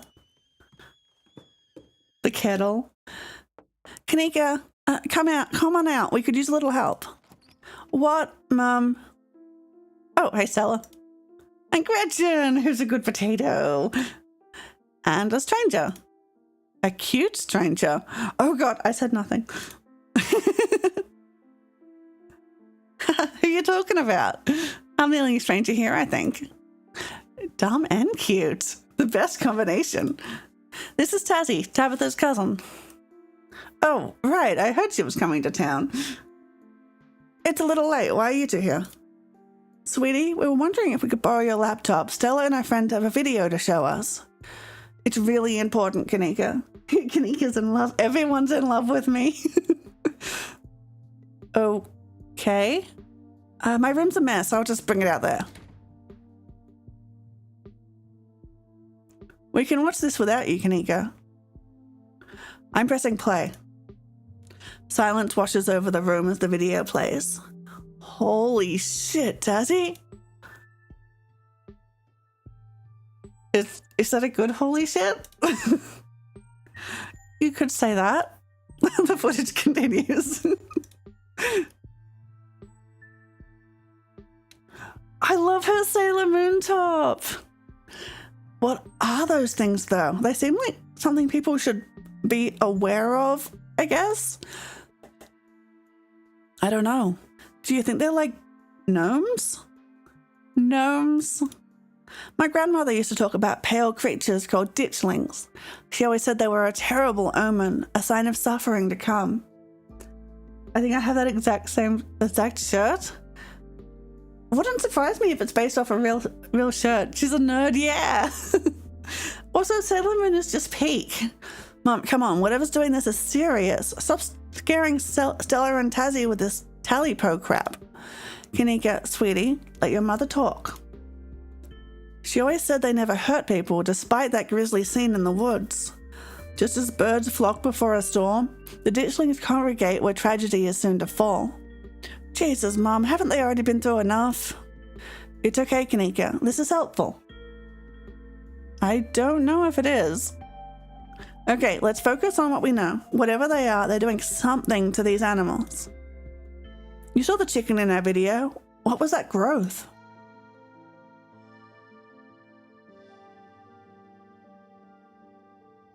I punched one of them in the face. It was super gross and squishy, like it didn't have bones. That's a different illustration. Wait, that doesn't make any sense. How can they move like that without bones? Tassie's not lying. I saw her punch one with my own eyes, and that's a good question, Neeks. How can they move like that without bones? Clearly something supernatural is afoot. It's much more likely that she's just misremembering things. That being said, that sounds kind of grub-like. Thinking about those growths, I wonder if we were seeing some sort of parasitic larval stage? Like they were really doughy wasps or something. Honestly, that would be worse than them being supernatural. Yeah! Oh dear, I'd forgotten entirely about the tea I'd put on. Let me fix you up a couple of cups. It'll help soothe your nerves. I don't know, it's getting late and I should let Tassie get some rest. I've had no ragged today with all the hiking and running through the woods in terror.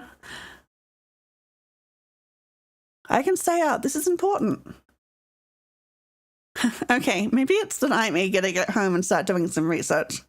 I'll ask around on my usual forums to see if anyone has information on ditchlings. Is that what you called them? That's right. You go on home now and do try to get some rest. Don't stay up all night on the online. The online.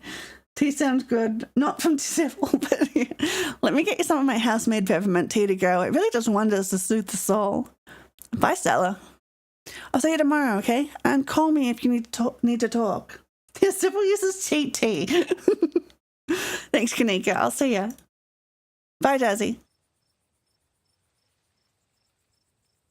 It's excellent iced or warm. Though with the nights getting chillier, warm will probably be best. Helps wake up the bones. Be careful out there. Both of you. Sybil turns and closes the door behind her. Alrighty, let's call it a night. Mind walking me home? And here we are. You're welcome to stay the night if you want. That's more of a third date kind of thing for me. Yeah, I think we can each use some company tonight. My thoughts exactly. End episode 1 at Stella's. I'm getting so many achievements. It doesn't take long for Stella to fix up the guest room for you. While it's certainly smaller than its counterpart at the estate, it's far better cared for. You know that the developers are rewriting some scripts for Stella, Oscar, and Kanika to show preferences towards gender they're into because they felt like the PC was too much of a blank slate? Ooh, that's really interesting. I'd love to see how that comes out. How many achievements does this game have? Let's check. 152, and I have 43 of them. So it's got a lot. Make yourself at home. The night doesn't have to end just yet. I was about to throw myself back into work, but you're right. We could probably use some time to let everything catch up to us. How about we lie down for a minute and just listen? Aw, her parents, the grizzly mountain man and the vet. Sounds good. Just listen? Yeah, just quietly listen to the sounds of the house and to the wind blowing outside. It's how I've always grounded myself after a big event. Sounds good to me. She turns off the light as the two of you get comfortable, Gretchen settling in at the foot of the bed. Stella light. Oh, the portrait. She's beautiful. That sounds like it could be spooky. It depends on your... It depends. Stella lies beside you. The two of you settle into a comfortable silence in the darkened room, her heartbeat and the gentle moan of the Appalachian wind near deafening in the otherwise quiet atmosphere. We're stealing Tabitha's girl. Yep, she's mine now. We're content creator buddies. Power couple. With her beside you, the events of the evening seem like something that happened to someone else, though you can still clearly picture the terror you felt in those moments. For now, you're safe and you're warm. Eventually, the sun will rise and chase away the monsters and make them seem like nothing but bad dreams. Maybe tomorrow, if you're lucky, you'll wake up in the normal world and have a relaxing week in the mountains with a new companion. It's a nice thought, but deep down you can't help but worry that things will only get worse.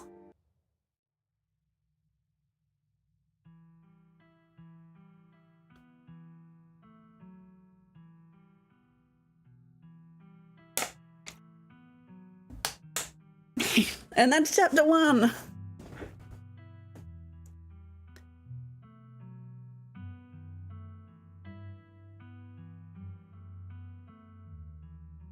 So we're probably not going to have as good of a time in chapter 2. We did the averting danger in chapter 2 last time, so I'm excited to see the actual horror in chapter 2.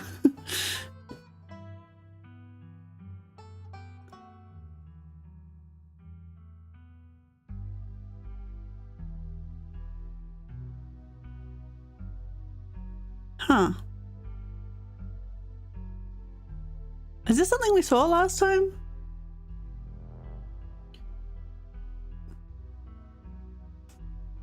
Yeah, Packer Farm.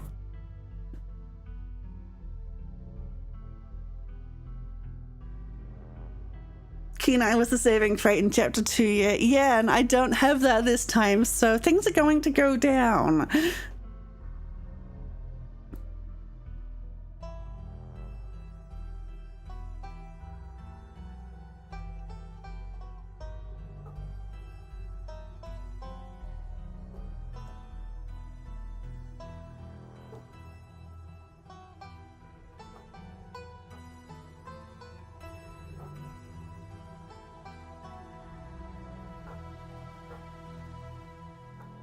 No, this is the estate. Scarlet Hollow. And that was chapter 1.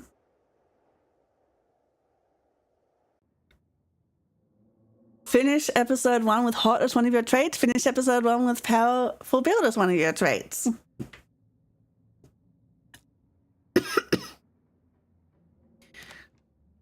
Okay. So we've got stuff on page 2. Not on page 3.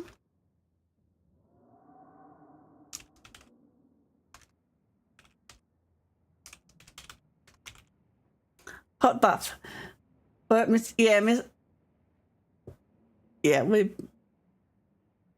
wonder what chapter that will be.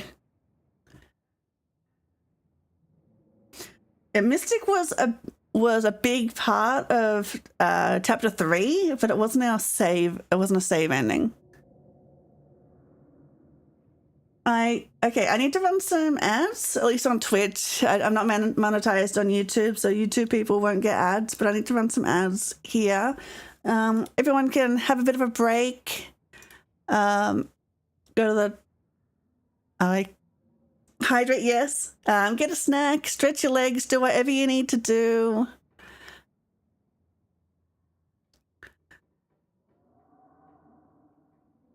We will continue in 3 minutes. Another thing that's crazy to me is that there are so many options that are combo options for the 2 traits. And yeah, and Kenai and Mysticism didn't have any that I saw, at least. I'm actually going to go to the other room and get those soothers. So I'll be right back.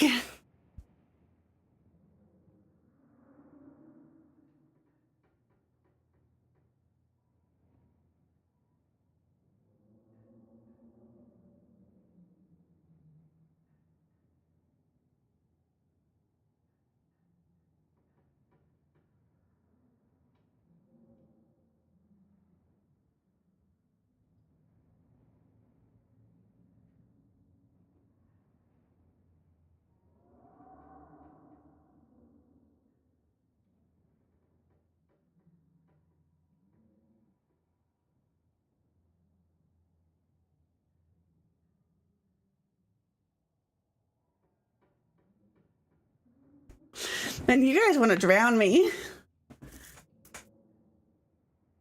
Hoping it could be used twice for episodes 5 and 7. That'd be cool. Wait, we have 7. There's going to be 7 episodes and there's 7 traits, right? Do you guys know if the saving traits like double up?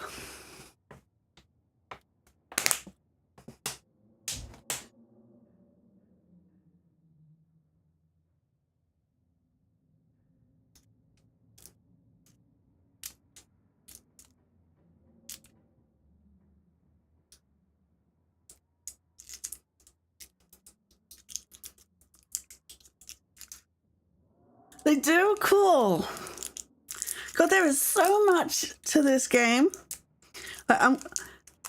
Because I want to get through lots of games because I have FOMO, I don't usually like go achievement hunting in games, but this one is something that I'm gonna do. Like, I'm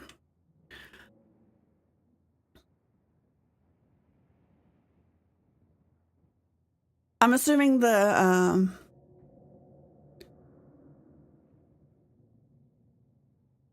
get coffee with Avery? That's a thing I can do? Like this...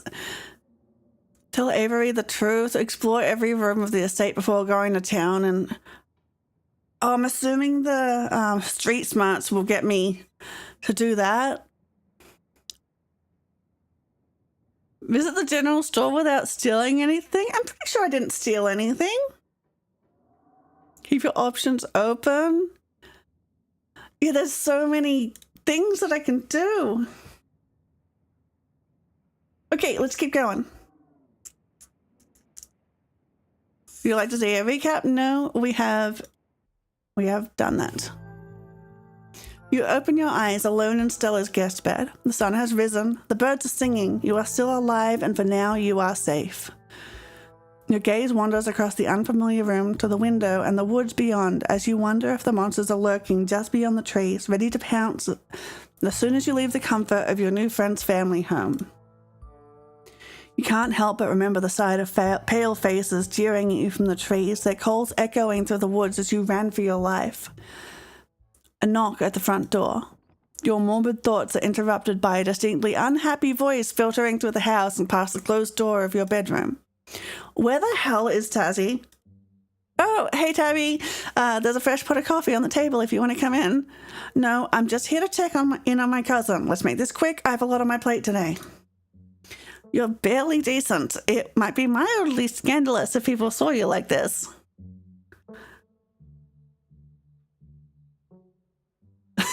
Well, I am hot at this playthrough. Let's make the most of it. Someone's about half closed. You might not be fully decent, but you're not about to let that stop you from being a part of this conversation. Ugh, put some clothes on. Morning, how'd you sleep? She's blushing. Tabitha's just like, what the fuck? Gretchen excitedly looks at you and wiggles her tail. I love her. Yeah, it's fine. Tabby's family. What exactly did the two of you get up to last night? We went up to the woods to film a video. Never mind, I don't actually want to know. What I do want to know is why on earth you decided to blow me off to spend the night with a stranger. Hey, don't be so hard on Tazzy. I asked her to crash here.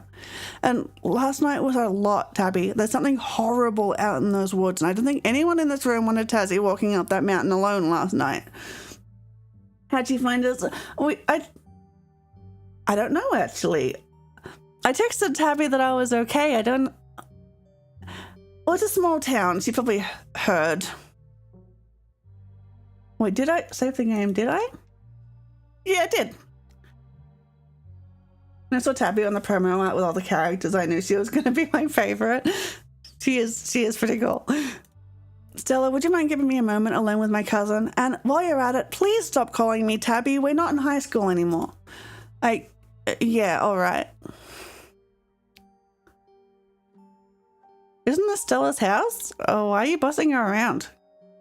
Come on, Tabby, never rating guests in the Richmond household. Whatever, I don't really care if you're here for this. You've been in town for less than a day and my stress is already through the roof. I mean, I get it. Stella got you all worked up and you were too scared to walk home. Sure, whatever, that checks out. But I don't care if those woods are chock full of ghouls and ghosties. You had me worried sick. From now on, you're back at the estate by bedtime. No more impromptu sleepovers.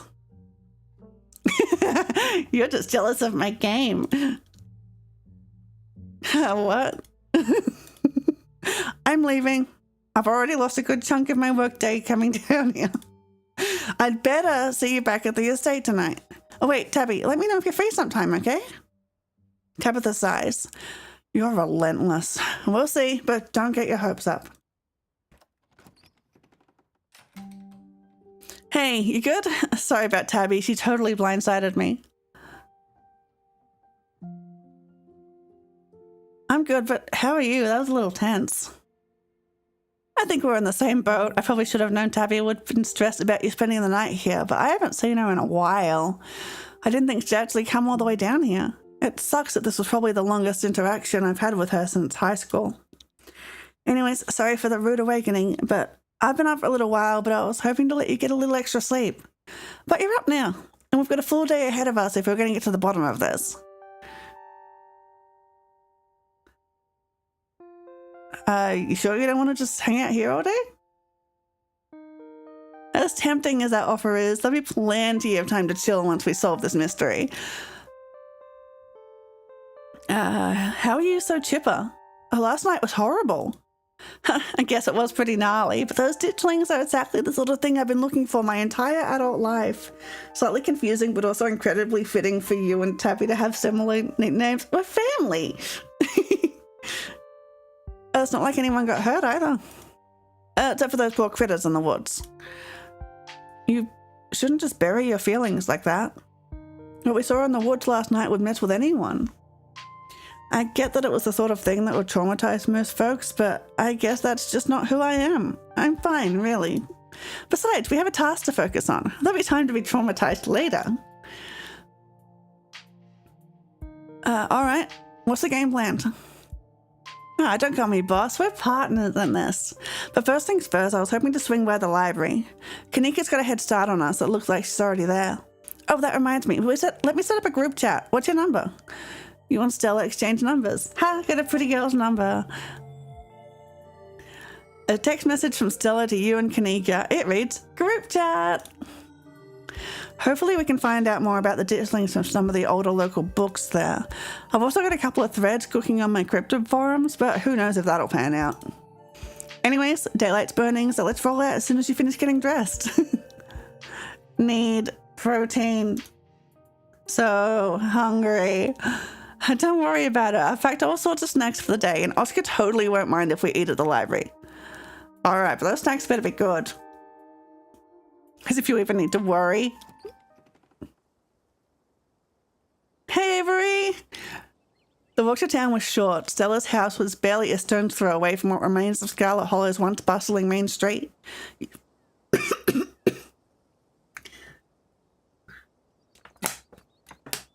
Sorry, just hydrating. You shudder as you stare down the thoroughfare, both from the chill in the morning air and the all-too-present memories of everything you witnessed last night. You see that building labelled Town Hall? That's actually the library. Well, it's also the town hall, but that's just a small upstairs office nowadays. I guess this town's not what it used to be. That and our mayor's really into going on walks. I think that's actually going to be a meet and greet later this week. Could be just the pick-me-up we need with everything that's been going on. Hey, yuck, politicians. Maybe he'll actually take this whole ditchling thing seriously. I wouldn't be so sure about that. Yeah, we know Jimmy. Oh, hey. Hi, One and Stella. Same to you, Tazzy. Speak of the devil, we were just talking about you. Coming from Stella's, huh? Did y'all have a slumber party? Sorry, y'all, but I'm actually in a bit of a rush this morning. I can't really stop to chat. It'll take me a bit to set up, so if you want to catch with folks or grab something at the diner, you can meet with the library when you're done.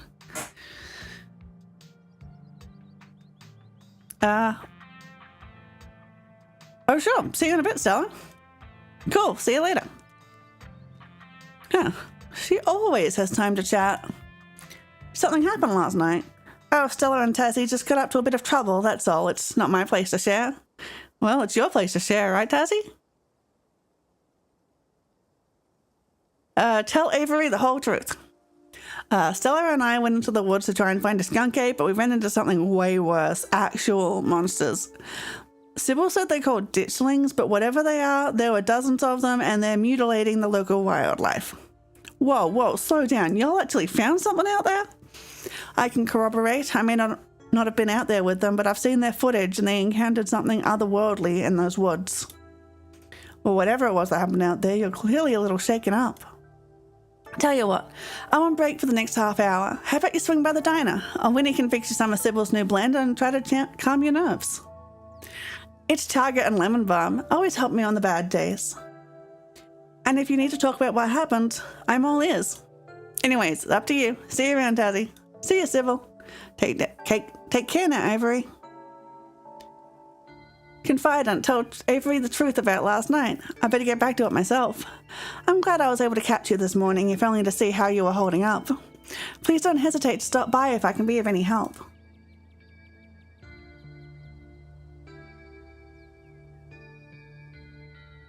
Why doesn't anyone in this town seem to know or care that the woods are full of monsters? People tell a lot of stories up in the hills, especially city folk who wouldn't know a bear from a Bigfoot. No offense, of course. But I'm afraid that means most folks aren't going to take your claim very seriously, at least not until they see what you saw with their own eyes. Be gentle with them, Tazzy. I'm so sorry to cut our conversation short, but I've got things that need tending to. Stay safe, and God bless. Stella said you had some time to kill before she finished setting up. Diner. You head towards the diner. I'm going to have coffee with Avery. The diner is a little quiet today, but the air is still heavy with the tantalizing smell of breakfast. Talk to Avery. We don't need to warn the patrons. They're fine. Coffee date. You slide into the booth across from Avery. Hey there, stranger. Before you can exchange words, Winnie sidles up a fresh mug of tea in her hands. Heard you might need this. The answer to 29 down is oink, by the way. What? But the clue is pen sound. How is it a sound a pen make? Wait, pen like pig pen? Are you kidding me? How was I supposed to guess that? I don't know why you even bother with those things. They're just going to frustrate you. It's just something to do to fill the time. Maybe I should switch to Sudoku. I love Sudoku. My nana's really into the crosswords, but she always leaves the Sudokus for me. Winnie leaves Avery contemplating daily newspaper puzzles, returning to her seat behind the counter. So, thanks for telling me about last night. If you want to really get into the grisly details, you can tell me. I won't judge.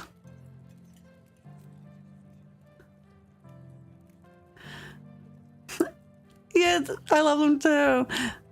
Flirt, hot. I guess we could chat about last night, but I actually came here because I wanted to get to know you. Oh yeah? All right. What do you want to know? Have you lived here your whole life? Nah, I moved here from Scarlet, gosh, 3 years ago now? Maybe a little more. I've lost track. Aunt Winnie offered me a place to stay and a job, and who was I to pass on that sort of generosity? To be honest, it still feels like I just moved in. Practically everyone apart from the Cole folks grew up in this town, so it's like I'm the perpetual new kid. Don't get me wrong, folks here are plenty polite and friendly, but there's a shared history I'll never be part of.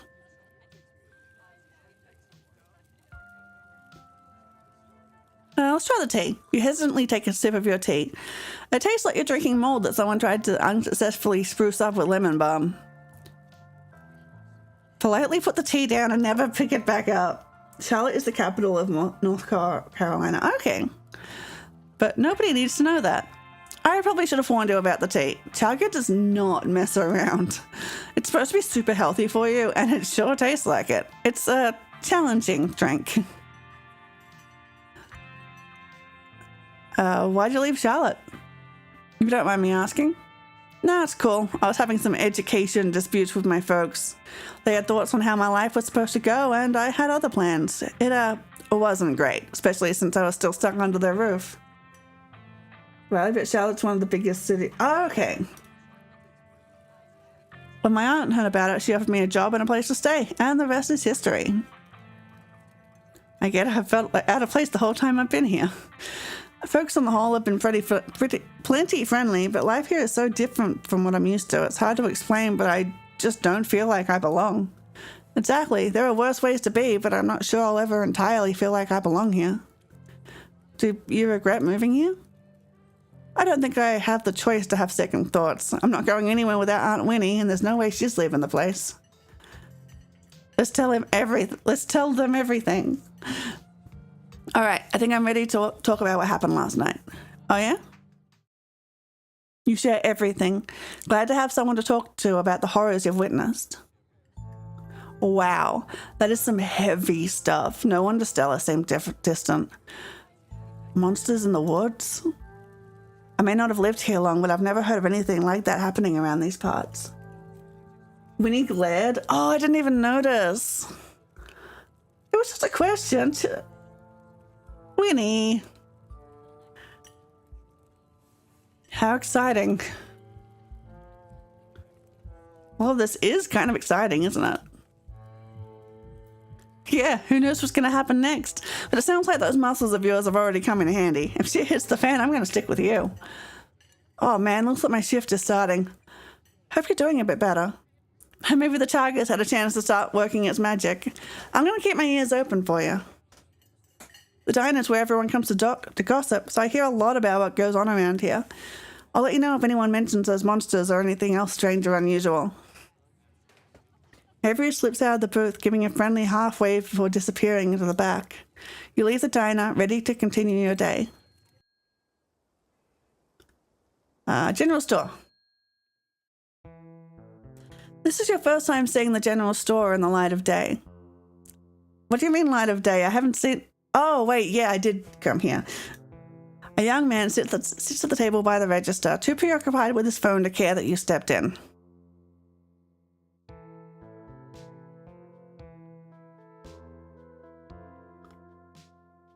Hi, I'm Tazzy. I just got to town yesterday. I'm Miles. If you want to buy chips or something, do I talk to you, or... You can just have some chips if you want. It's not a big deal. Wouldn't that be stealing? If Kanika cares about me offering someone free chips, she can hire someone else and let me live my life.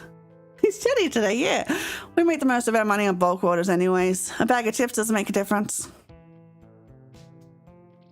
I'm paying for my chips. I insist. Oh, come on, I'll try to be nice. I'm not gonna steal. I saw that was an achievement to not steal. Not stealing if I'm offering them to you, but whatever. Do you know how to get to the mines? Maps are free. You take a map of the town. The mines are a couple of miles away, but you now have the power to visit your cousin of your own free will. What you doing on your phone? Playing a Dragon Ball game. It's not like it's cool or anything. I'm just killing time. All right, see you, Miles. See ya. Miles' focus turns back to his game as you leave the general store. Well, I hope he's doing well. Visit the general store without stealing anything. Yay! Let's head to the library. You enter the former town hall. What must have been a stately foyer has been converted into rows of shelves. Meeting rooms and offices long ago gave way to assorted reference collections and reading areas. Oh, hey, you made it.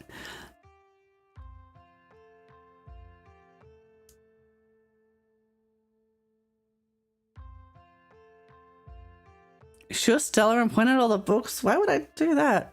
Yeah, let's settle in. Head over to Stella's table and settle in. Glad you found the place. Hey, Tazzy, you look tired.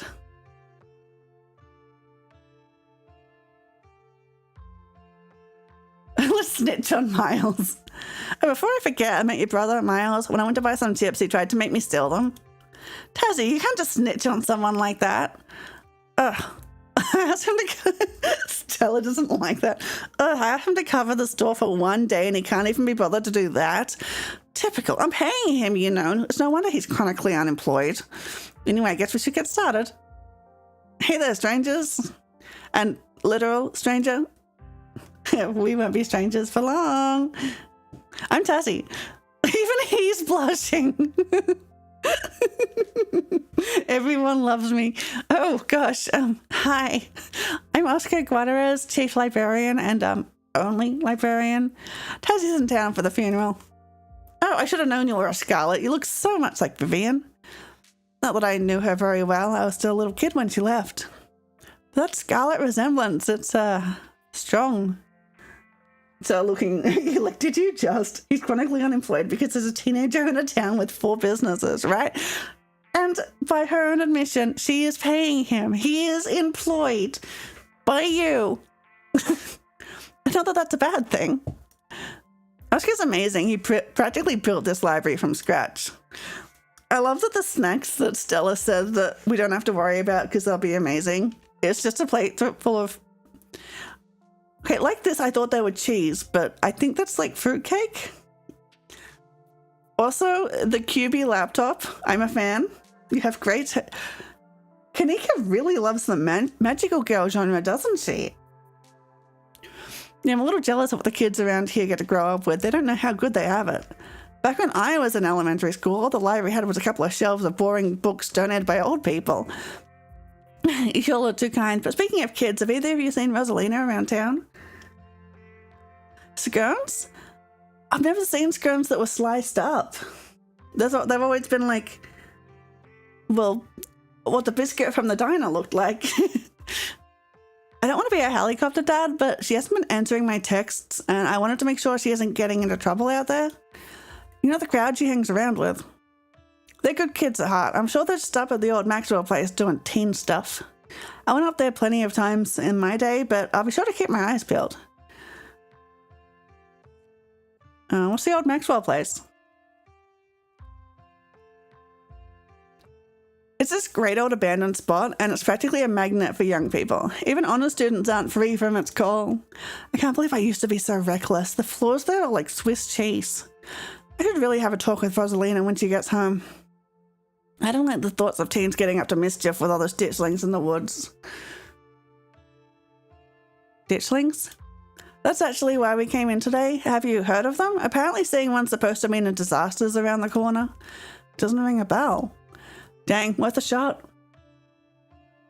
Okay, if you were, say, trying to predict a horrible disaster that might befall our town, where would you start looking? Well, they say history repeats itself, so I'd probably try and figure out what sort of disasters this region typically falls prey to. Should I be worried about something? I don't know yet. I'll be right back. Gonna go nab some more books. Behave while I'm gone, Gretchen. Ah, you don't have to worry about her, Stella. You're such a good dog, aren't you, Gretchen?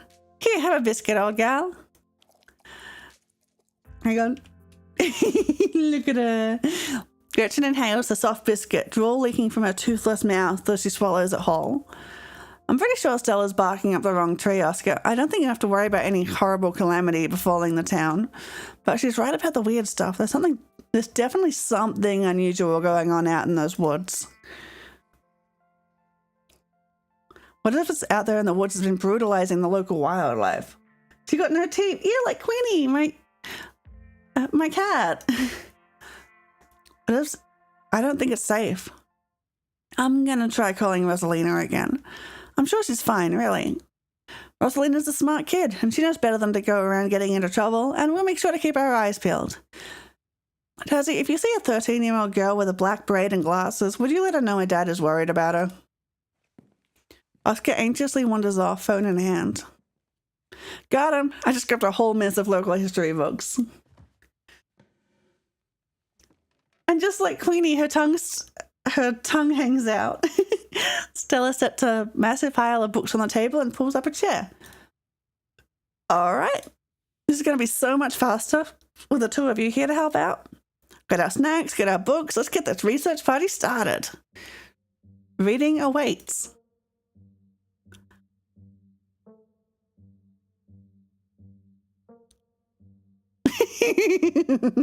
Can you guys do the reading for me? I've never been good at books.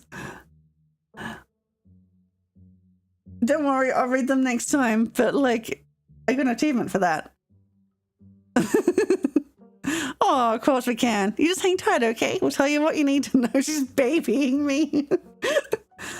Dang, you're just letting her off the hook like that? Research is one of the best parts of paranormal investigation. We've all got our strengths here, Stella. Just let Tassie relax for a bit. I'm sure there'll be plenty for her to do later. You hang back while Stella and Kanika do some research. Apparently I'm allergic to knowledge. Alright, if we're going with what Kanika's mum told us last night, I think we can rule out any natural disasters as what brought the ditchlings here. But not nuclear incidents. Looks like our state has a history with those. What about y'all? Find anything? Hi! Before you can respond, a handsome black cat leaps onto the table. Almost on instinct, Stella slams her book shut. It's a Pixel! Hi, Pixel! Oh, hey, Pixel! You might want to close your book. He loves to rip up any paper he can find. And he lives in a library. Don't worry, little guy. I didn't forget your treats. Pixel immediately goes to town on Stella's treats. Look at him. Sorry if Pixel's bothering y'all. Hopefully he hasn't gobbled up any of your books. Barrington likes to rip paper and cardboard. Especially cardboard. He can't stand the thought that people might pay attention to anything that isn't him. Why do you let a paper shredder freely wander a library? Have you seen this little guy's face? How could I say no to that? Okay, fair. Leave Pixel be. You decide to leave Pixel be. The cat curls up on the table, fast asleep. Oh my gosh, look at him. And her. This whole thing. I love it. Alright, better get back to shelving. Let me know if you'll need anything.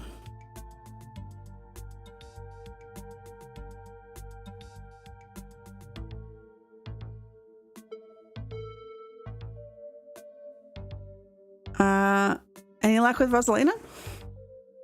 Not yet. I knew a teen would be a handful, but I didn't think it would happen overnight. I'll probably head out once you're all done and check in on her usual haunts. What was it you were saying about nuclear incidents? You're talking about that Goldsboro thing, right? Yeah, apparently in the 60s, a B-52 carrying a live warhead broke up midair and dropped a couple of bombs. Fascinating bit of history there. The first of the two bombs landed upright after its parachute got caught in a tree. Thankfully, it didn't go off.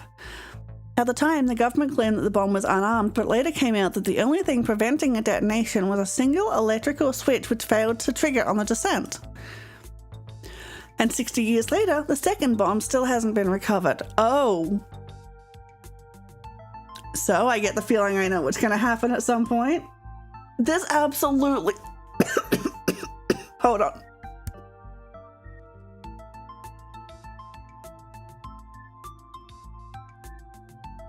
Yeah, there is absolutely a bomb at Tetanus Lake. Absolutely. Right, its conventional explosive disintegrated in midair, but most of the nuclear material was made unrecoverable by flooding. If I remember correctly, they just buried it and sealed it up.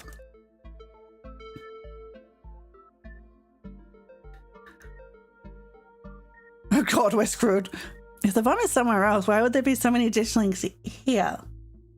That's real NC law? Yeah, we're learning law. If the bomb is somewhere else, why would there be so many ditchlings here? Yeah, Goldsboro is almost 400 miles from here. Not that we should be looking too hard at the disaster angle. Whatever those creatures are, they're biological. Look, you never know with radiation. We actually know quite a bit. It just melts you. It doesn't make monsters. And a 60-year-old bomb isn't going to explode on its own hundreds of miles away and kill us here. You never know. There could always be a whole underground society of bomb-worshipping mutants just waiting to blow it up. Okay, well now you've just manifested it into existence, Stella. I've missed this. Do you think Wayne factors into any of this? That creeper keeps coming around my mum's tea room. He snuck up on us last night and called out Tassie by name. Yeah, there's definitely something wrong with him. Church of Adam. Oh, okay, so they're just referencing like real things. Okay. Maybe he's sick. Maybe that has something to do with what you saw in the woods. I don't know. I'd buy it. Do you think there's a cult here?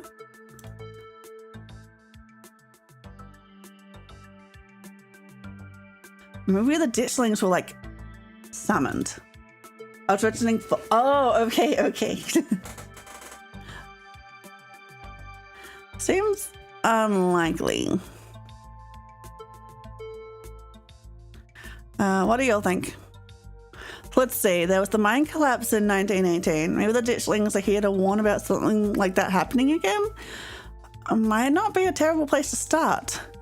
Okay, good, and hopefully we can find out what happened to Wayne while we're at it.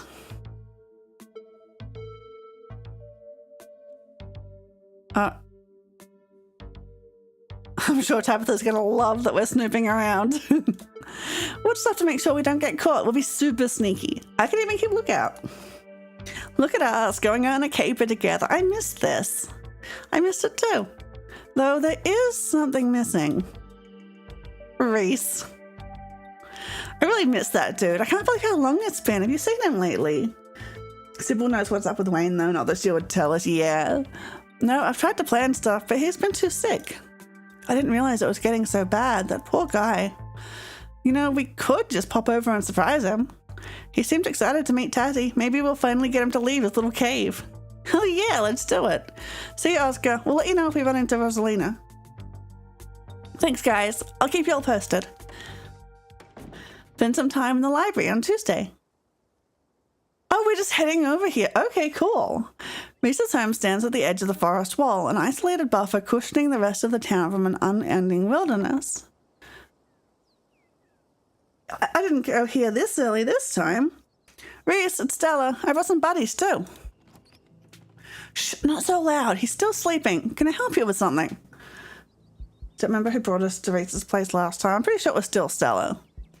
The woman in the doorway stares directly into your eyes. You can practically feel her simmering irritation washing over you. Hi, Dr. Kelly. We were wondering if it would be okay if Reese could come hang out? Nothing strenuous, we promise. I'm not going to wake him up. If he's sleeping, he probably needs it. Whatever you two have planned is probably beyond what he can manage right now anyways. Oh no, poor Reese. It's just been so long since either of us have gotten the chance to hang out with him. I'm sure he and Tazzy would get along super well too.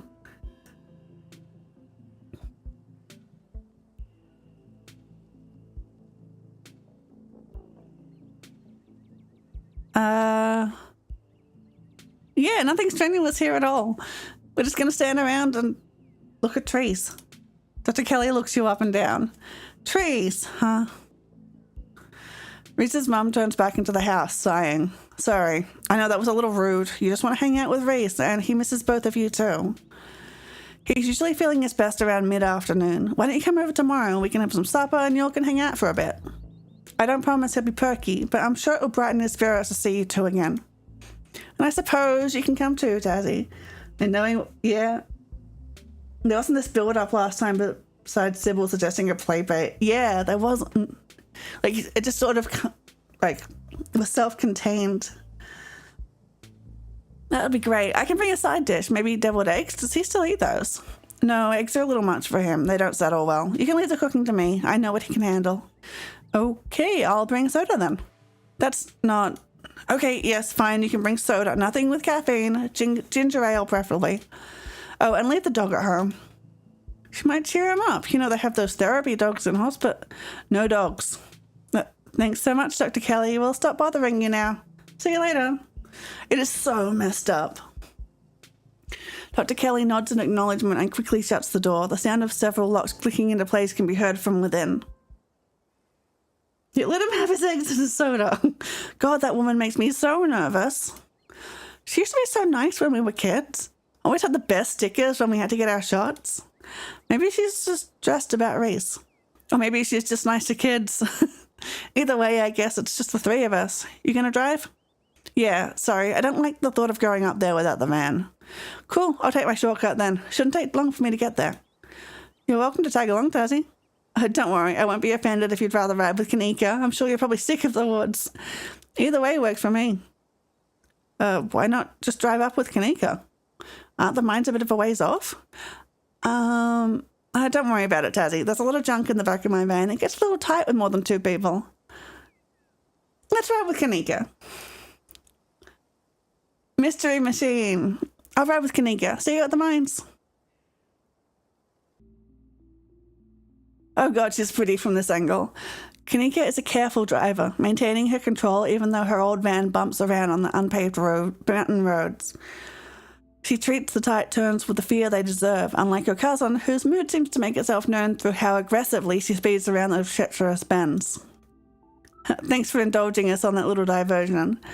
Reese's mum is scary. I've seen him in person maybe 5 or 6 times in as many years. She's pretty from all angles, that is true. There's no Tassie blush humor. Maybe I'll draw one.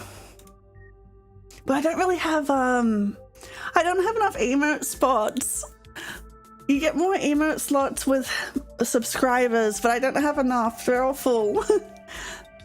And that was always in his house with his mum right there the whole time. No one even knows what he's sick with. That sort of isolation can't be good for his health, no matter what his mum says.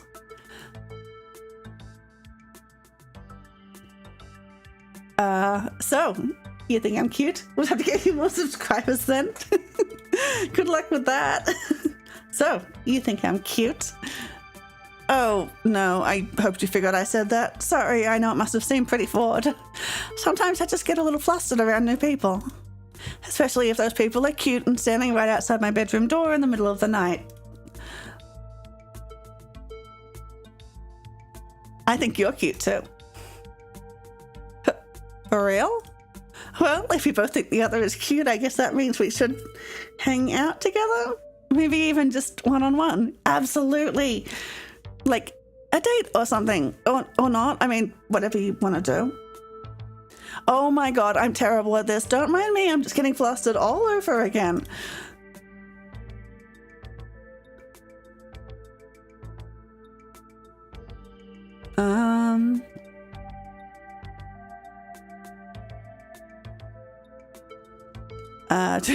This is tempting. Can you please drive me out of town, like right now? Do you have any other theories besides what we talked about at the library?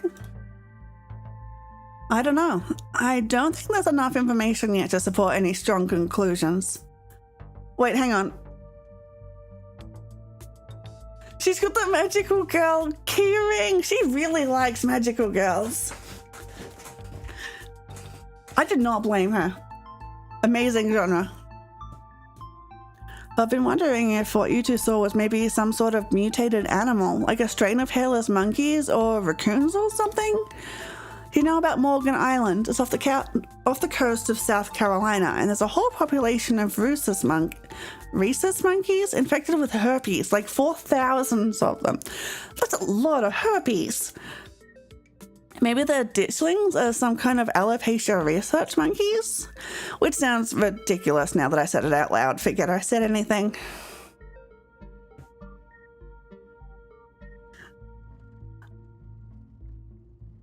Monkeys Herpes Island, you should look it up. Morgan Island, there you go.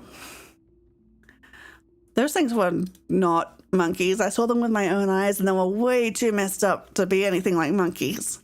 I mean, that doesn't rule out lab monkeys, right? Could be that whatever made them hairless also caused weird swellings or altered their proportions. But like I said, we don't have anywhere near enough information.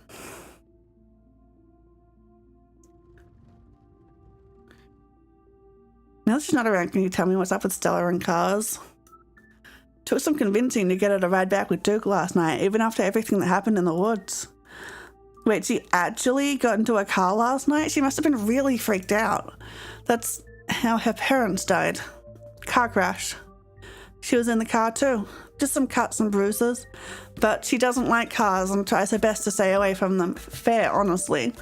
I don't think she's ever going to actually leave this town. Holy shit, poor Stella. Yeah, it just wasn't fair. She's such a sweetheart and so were her folks. Breaks my heart. So what's actually going on with Reese? Good question. I wish I knew.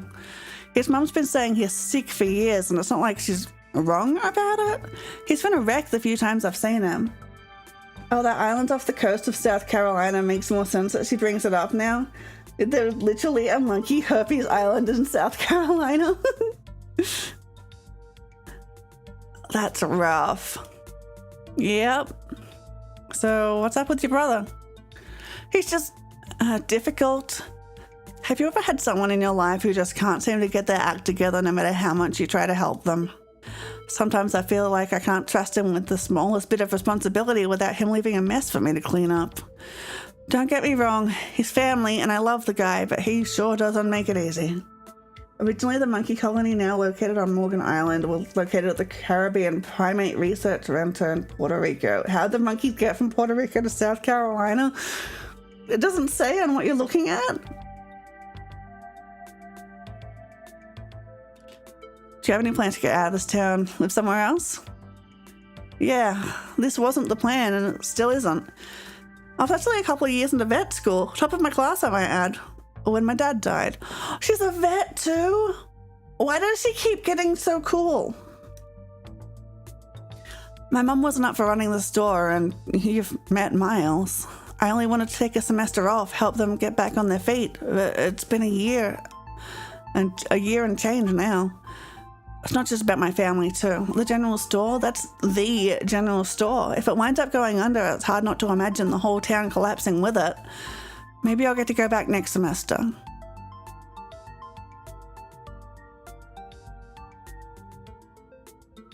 I'd say welcome to the Dead Dad Club, but I don't actually know if my dad is... Wait. Yeah, I get it. Like, she is. Like, why does she... Okay, I feel like I shouldn't say this one if I want to say on a good side, but I need to unlock main character lore. What happened to my dad? I'd say welcome to the Dead Dad's Club, but I don't actually know if my dad is dead. You're funny. It didn't even unlock any lore. Vet school, just like Stella's mum. You know, I never really thought about that way, but yeah, I guess you're right.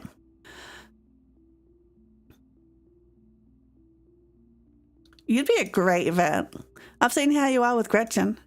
Oh, shucks. I was really into biology during undergrad, and growing up around Stella and her mum gave me a special kind of love for animals. Can you please drive me out of town, like, right now?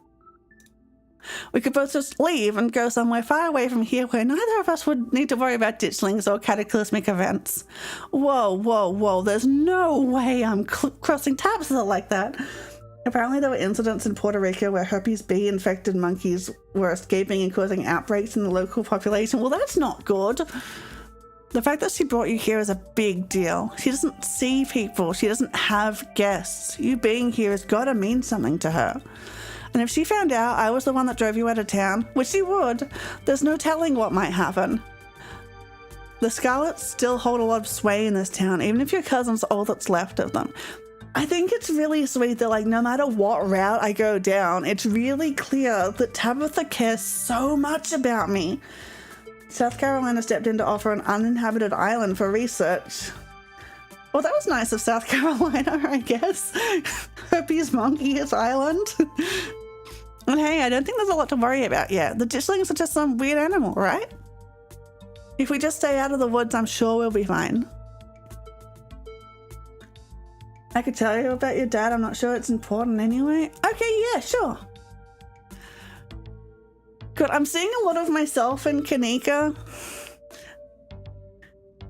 I wanted to be a vet too. It didn't happen, but I have worked in vet's offices. Like, I've done some vet nursing.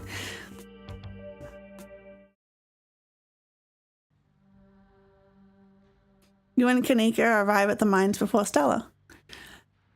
Stella's probably going to be another couple of minutes. Hey, y'all. How was the ride? Oh, holy shit. Is she still like the hedgehog? It's a goddamn flash. I'm going to put Gretchen down for a sec. Did you run here? Yeah, felt like getting a run in. Didn't want to keep y'all waiting. You didn't run into any of those creatures, did you?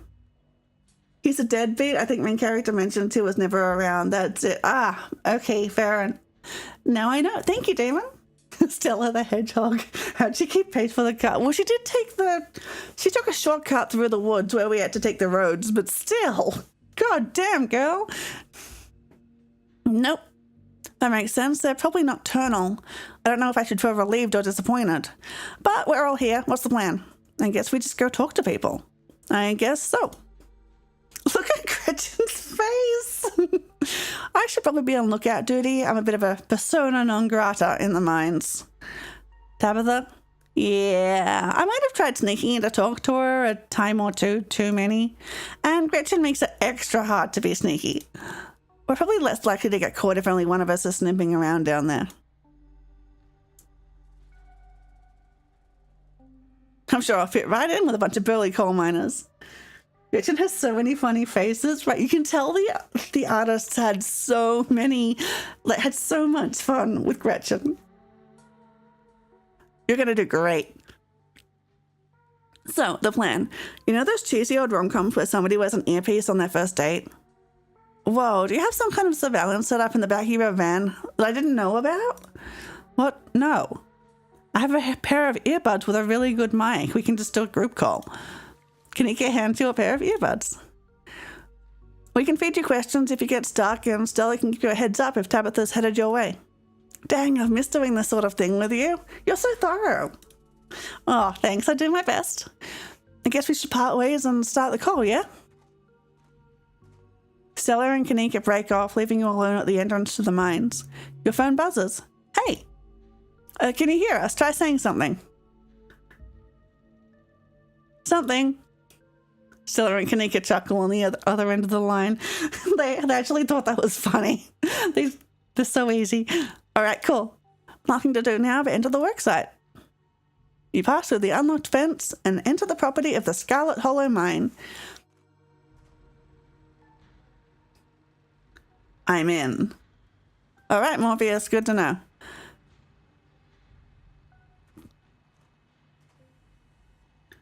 You approach the nearest group of miners, a blonde woman, a broad-shouldered man, and an old-timer. Their uniforms identify them as Harrison, Davis, and Zax. You got a reason to be bothering us?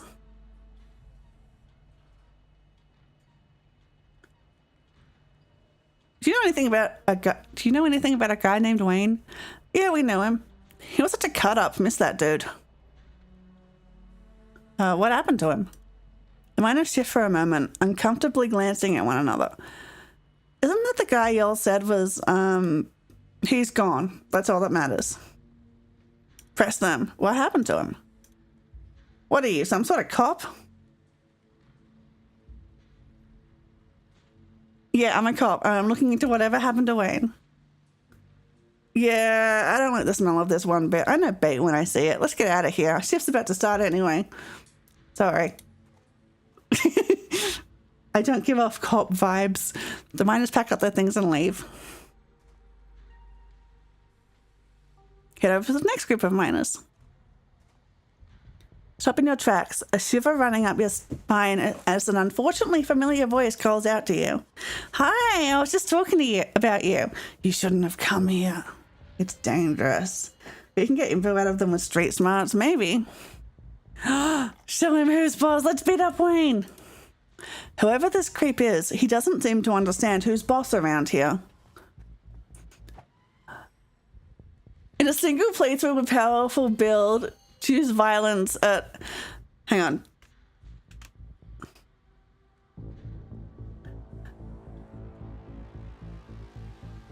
In a single playthrough with powerful build, choose violence at least twice. It's Goku!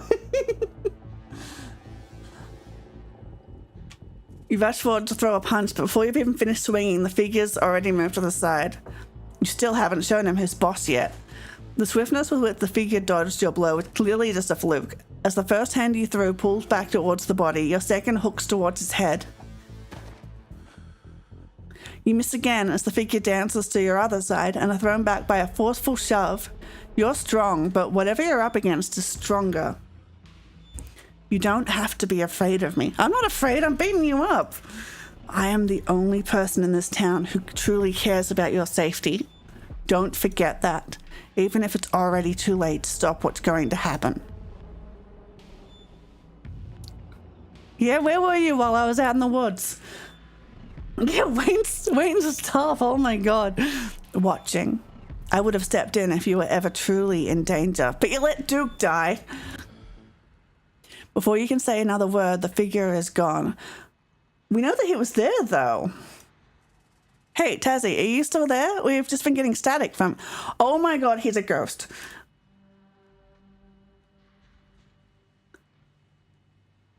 I had a tussle with Wayne.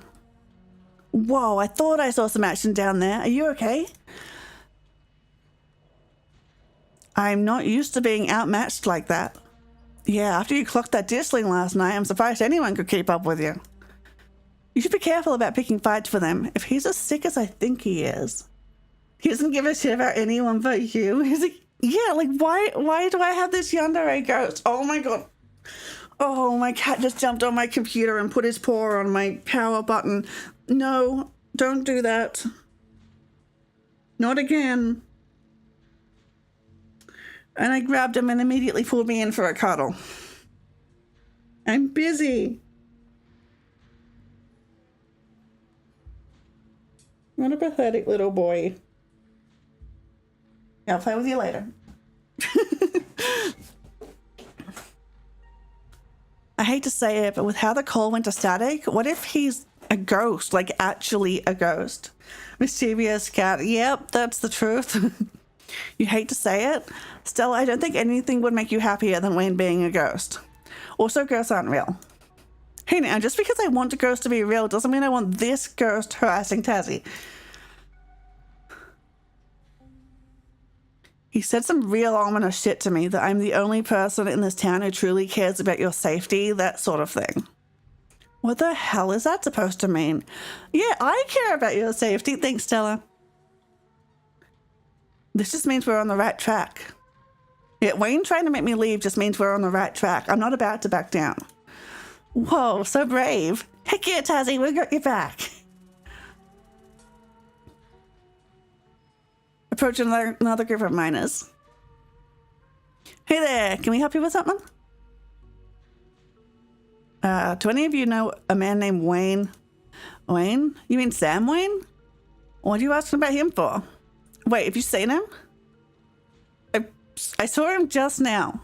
He muttered some creepy stuff to me and disappeared. I knew it. He probably just got back to camp after whatever he went off to do.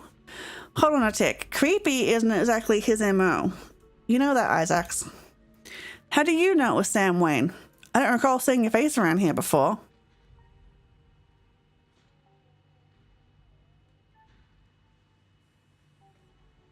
That's what the folks at the general store have been calling him, Kanika and Sybil. Good people. But I don't expect they'd know every mining fella in town by sight, if you catch my drift. Smith, you're losing me. I'm just saying, it would be awfully strange for Wayne to still be in town wandering around, following some stranger and not checking in with any of his buddies. Sounds to me like someone who got sick of work and is having a little fun playing hooky. The following, though. Okay, yeah, that does sound a little unlike him. I thought his lady friend had him under lock and key. Just smells fishy to me. Until I see him face to face, I'm not convinced whoever is calling himself Sam Wayne ain't the very reason we haven't seen hide nor hair of the man. No, there's no way. He can't be. I'm not ruling it out. If you want my theory, that girlfriend of his, he wasn't the first to catch her eye. Any one of her jilted ex-lovers could have seen them sneaking around and gotten a little hot under the collar, if you catch my meaning. Damn, Tabitha's also got the moves. Dang, who are they talking about? Miners are silent for a moment, glancing between each other nervously as they imagine the possibility. I told him not to get involved with her. I told him. Who was Wayne seeing? Well, now, if you don't know, there's no way I'm poking that wasp's nest. Forget we said anything. Yeah, I don't want to be next on the chopping block. Press them. Come on, don't dangle something like that. Look, I just don't want to cause any trouble. Enough people are losing their jobs as is. I've got mouths to feed. Losing their jobs, and in Sam Wayne's case, disappearing. We've already said too much. Come on, boys. Should we check in? Just as a heads up, the only group I still see out there is pretty close to the main office. It might still be worth talking to them, but I don't know if I can give you all that much of a warning if Tabitha comes out. I want to try and talk to the last group of miners. Good luck. Talk to all three groups of miners. Noisy Nancy. Going around asking questions, huh? You don't look like you're from the inspector's office. What can you tell me about Sam Wayne? Oh ho ho, he got himself in trouble, didn't he? Why, you see him around? What's that young buck up to? I heard from some of the other folks in camp that he had a nasty spat with an ex, and disappeared not long after. Huh, you mean the boss? As far as I know, that never ended. Stella audibly gasps. These two are so silly. Look at them. Look at those faces. Yeah, I figured he'd just run off to live in that big mansion with a spell. The thought of a strapping young man like him with that sour-faced broad always left such a bad taste in my mouth. Oh my god, gross. I hope they're married, right? As if you wouldn't fall on your knees if a woman of means showed the slightest bit of interest in you, or any woman at all. Fair enough. But I suppose this begs the question, did she run him off, or did some jealous son of a bitch oust him? Wait, are you talking about Tabitha? Yep. Dang, I figured that's what they were getting at, but it's weird to hear it out loud. You good, Stella? Yeah, I just had no idea. Have you noticed anything strange around here lately? All kinds of weird stuff happens in these hills. What sort of weird do you mean? Weird animal sightings. I saw a raccoon with a big old tumor last week. Spooked me something awful. That's nature for you. Not always pretty. That wasn't a tumor. That was an egg. There are those things in the woods laying eggs in the animals. I knew it. I knew there was something weird about that raccoon. I believe it. There are things out in them woods no one's ever seen before. Still wild country, even if we've carved it into pieces. I know I, for one, ain't going to go near those trees until some scientist folks come out and sort out whatever's going on out there. Maybe I should cash in some sick days and go see my cousins in Asheville, just to be on the safe side. People getting sick. I mean, some of the older miners, sure, but I wouldn't call that unusual. Noises from the woods? All the time. Howling, screaming, all sorts of fiendish caterwauling. Probably just screech owls and bobcats, you old coot. Might be, might not be, but I heard something the other night that sent the fear of God shivering down my spine, I tell you. I saw what made that noise. Pale, hairless, and horribly misshapen with little twisted up faces. The two men stare at you, a look of disquiet in their eyes. I ain't never heard of anything like that up here. Damn, that almost sounds like a ditchling. My grandma used to tell me stories about them when I was a little kid. I guess it's not just my mom. That's all on that front. Sure. What do you think of Tabitha? The two men shift uncomfortably. Not the kindliest woman I've ever met. She runs the place all right. But like to all the boys she's been laying off lately. Keep going around saying that. And... Pixie's fella! Pixie Raid, hi! Hi Raiders, how you going? Let me just do a shout out for you.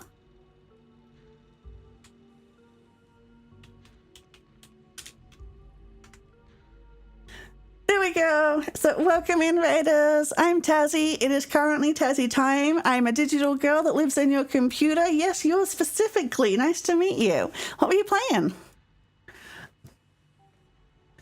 I used this opportunity to have a drink. My throat was already kind of scratchy because I've gotten hay fever, something fierce. Spring has betrayed me. Vampire the Masquerade Bloodlines. I didn't know there was a second one. I played the first one, well, some of the first one when I was a kid, but given that I was a kid, I did not get very far because I was bad at games. Man, I should get on that. Came out recently and it's so good. Is it like a direct sequel, or like would it make sense if you haven't finished the first one? Hang on, let me check you out real quick.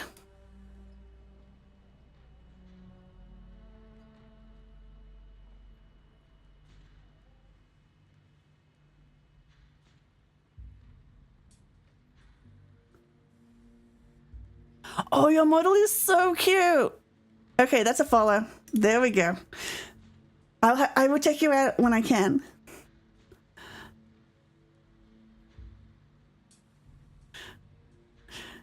Okay, yeah, I should get back to what we're doing. Have you played this game before? Because highly recommend Bloodlines 2. I will check it out when I can. I'm excited. I still love that game.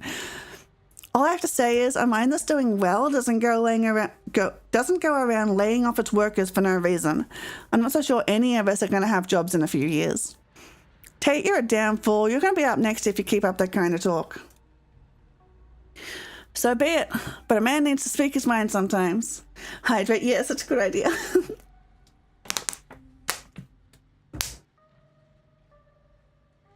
That's all. Thanks for the help. I haven't played it for a while. I really need to get back to it. This is my second playthrough, so I'm really surprised how different it is in this playthrough. It's not just like little branches, it's like completely different. My pleasure. Tassie, I think we've got a problem. Hi, Tabitha. What the hell are you doing here? Oh, crap. Good luck. Sorry, Tassie. And that's our cue. Pardon us? You shouldn't be here. This place is dangerous. Why can't you just stay in the estate and stop sticking your nose where it doesn't belong? And what is that ridiculous thing doing in your ears? Are you trying to record my employees? Are you trying to record me? I got a lurk, lovely meeting you. Enjoy your lurk, and thanks again for the raid and trusting me with your community. I really appreciate that. Tabitha snatches the earbuds out of your ears and throws them to the ground. Typical phone-addicted city dweller. Ugh. Hey, then live in mine. Ugh. And I have a meeting in 5 minutes. I can't even drive you back. Oh, and thank you for the follow. Okay, look, I don't want you wandering anywhere else. Just stay here for an hour. I can take you back to the estate as soon as my meeting wraps up. Can you please do that for me?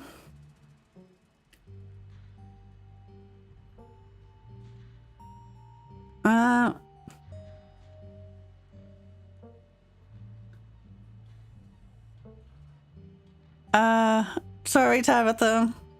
What does that even mean? Oh, goodness, sorry if you keep doing everything in your power to stress me out. Oh, sorry, I disappeared last night, Tabitha. I wouldn't dream of doing anything else to violate your boundaries. What are you going to do next? Actually kill someone in town? I mean, probably. Knowing this game. I need to get to my meeting. Just stay here until I come get you and don't move a muscle. I'll collect you in an hour. Tabitha rushes off to her meeting. You stoop to the ground and pick up Kanika's earbuds. Sorry, I wasn't able to give you a better warning. You good? Yeah, I'm good. I'm in trouble. You're interrupted by a sudden movement out of the corner of your eye. A girl carrying a bundle of snack pops through a hole in the fence. Not snack pops. A girl carrying a bundle of snacks pops through the hole in the fence and disappears over the crest of a hill. I get the feeling if we killed someone, Tabitha would be oddly chill about it. I get that feeling too. Hey, I think I just saw Rosalina. Wait, really? What is she doing here? She's doing a delinquency. I'm going after her. They could be snack pops. They could be. The snacks could be snack pops. Good idea. We'll try to catch up with you. Tabitha's going to be so pissed off. You rush over the hill and get your bearings, the sounds of active mining fading into the distance. Rosalina is nowhere to be found, but dusty footprints point toward a nearby mine. She didn't. Guess the old Maxwell place doesn't cut it as a secret hangout spot these days. But the Shore mine, that place was shut down like 100 years ago, after a collapse that killed over 100 people. And here I thought Stella was going to be the one to drag me into an abandoned coal mine. Cool. It's been ages since I got a chance to get some good spelunking in. Well, at least we have a good guide down there in case things go south. Oh, the blushing. Everyone loves me. Whoa, you sure you want to tag along, Neeks? Tassie and I can handle this on our own. Yeah, I'm sure. As much as I hate confined spaces, I'm not about to let Rosalina get hurt in there. Even if it means I have to go underground. Gretchen. Stella and Kanika disappear into the mines. Before you follow, you briefly wonder if you should let Tabitha know about this. I probably should. You pull out your phone and dial your cousin. What is it? You know I'm in a meeting. A kid just snuck into the Shore mine. I figured you should know. What?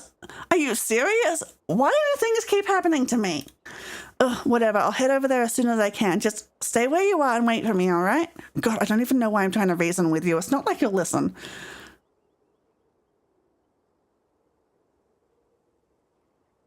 I called you as a courtesy, but I'm not going to wait around for you. Call Tabitha to tell her about Rosalina, but don't wait for her. Hey, it's an achievement. I swear to God. Sorry, but my mind's made up. You hang up the call.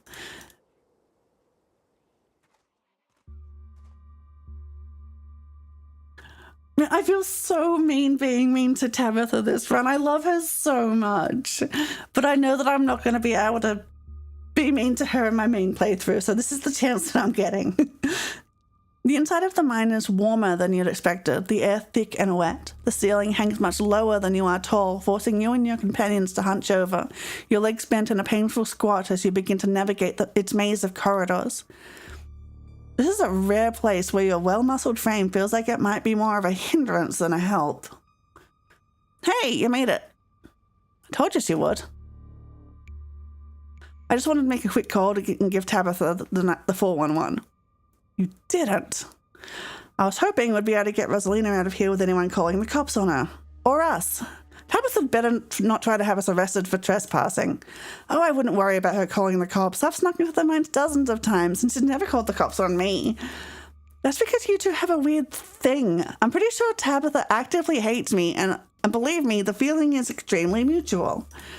Well, what matters is the gang's all here. We'll find Rosalina in no time. I think she hates me now.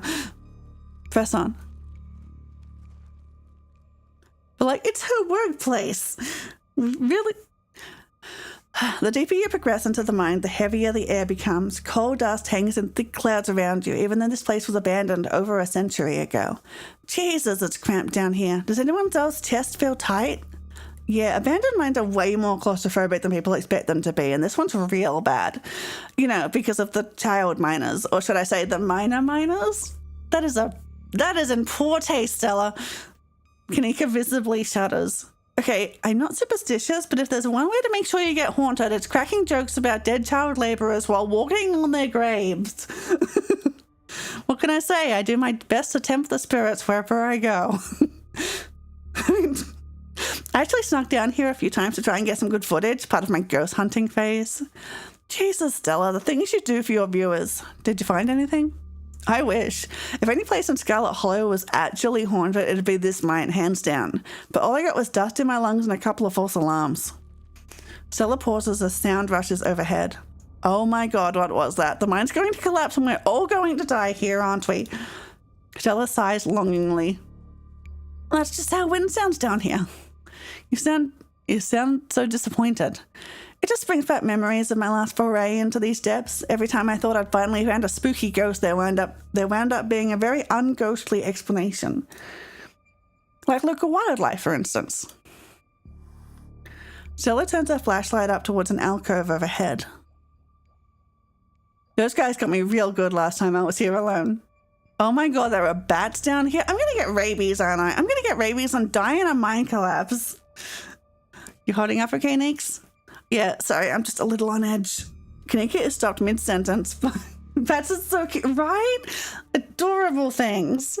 Kanika is stopped mid-sentence by a thunderous knock echoing from deeper in the mine. Okay, what was that? That was... I have no idea what that was. Did that sound like knocking to you guys? We should hurry and find Rosalina. Unless they're in your house. Okay, yeah, they are less cute if they're in your house. Yeah, agreed. The sooner we get out of this death trap, the better. Gosh, I wonder if those sound are Tommy knockers. They're an old Cornish myth, named for the knocking sound you can sometimes hear in mines right before a collapse. Stella! Some say the knocking is a warning, while others say it's the spirits themselves bringing down the mines. If you ever decide against your best interest to come to America, we should see the bats. I mean, there's lots of bats around my place. I see them flying every night. Not helpful.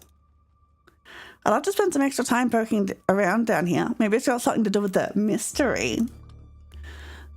The three of you are interrupted by a second, much less distant sound of a can being popped open. Okay, now that wasn't Tommy Knockers. It came from this way. Follow me. Poor Kanika. These kids are in so much trouble. You and Kanika follow Stella further into the mine. But he's a Mexican free-tailed bat? Okay. There's a zoo with a bat exhibit I've been to. Pretty cool. Nice. Hi. Oh, you're all gonna die, aren't you? You breathe a sigh of relief as the tight passageways give way to a small cavern. A group of teens turns and stares at you with annoyance. What the hell are you all doing in here? What the hell are you doing in here, you creeps? Are you stalking us? Yeah, creeps. I just said that, Alexis. If I wanted an echo, I'd yell into the Grand Canyon. Hey, what are you, 5? Do you want me to physically drag each and every one of you out of here? Because I will. Tell your arm candy to leave us alone, general store lady. Rosalina, your dad is worried sick about you. And if you ask me, he was right to worry. Where the hell would you think hanging out in an old mine would be a good idea? Is the Maxwell place not dangerous enough? Because no one usually comes in here, duh. Everyone knows we're hanging out at the Maxwell place now, so we have to find a new hideout. Which you instantly found, so I guess we have to find an even more secluded place where we can just be ourselves. I can't believe your dad sent people to follow you, Rosalina. That's messed up. I think that qualifies as harassment. You're right, Becca. It is messed up. I don't need him telling me where I can be. You could at least check in so he knows you're not dead. He loves you and worries about you. He's really not asking for much. Don't you kids have school tomorrow anyway? Becca ships Tazzy and Kanika. Yeah. I'm arm candy. It's fall break. And we're not kids. Yeah, we're teens. With a capital T. Are those canned strawberry margaritas? Where did you even get those? The teens avoid eye contact. Miles tries to melt into the cavern wall. Hi, Miles. Oh no, I know that isn't you, Miles. It had better not be you. Is fall break not a thing that happens? Why are you surprised about that? Yeah, whatever. It's me. What are you even doing here? Becca's right. Sounds like you're stalking and harassing and all that. You're supposed to be minding the store. It's not like anyone even comes in on Tuesdays and Mum's there, so it's fine. I start uncomfortably around the cavern as Kanika tears into her brother. We usually get 2 days off for Thanksgiving. Oh, that's weird. We get 2 weeks. It's not fine. It's extremely not fine. Why do I always have to be the responsible one? Do you know what I would give to be as carefree as you? I left school so you would have the chance to live your life. And this is what you're doing with it? What would Dad think if he could see this? Stealing booze from the family store to dick around in an abandoned mine? Dad's dead, Kanika, but if he were here, he'd be disappointed you wound up being such a bossy jerk. Who cares if we're having canned margaritas somewhere nobody's supposed to bother us? This is what you'll do for fun around here. Maybe the ditchlings were kind of ineffable. This game's around Halloween and would always go to school that day. Oh, okay.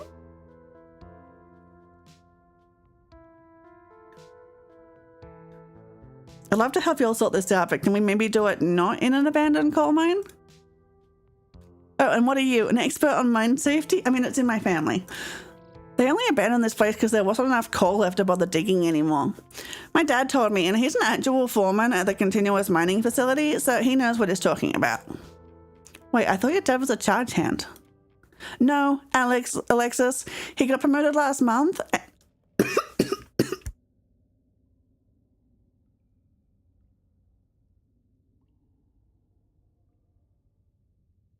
Okay, and he says this place is totally safe and we can hang out here anytime we want. Correction, your father was a foreman at the continuous mining facility. We'll see if he even has a job tomorrow morning. Tabitha, no wonder people don't like you. I'm hydrating.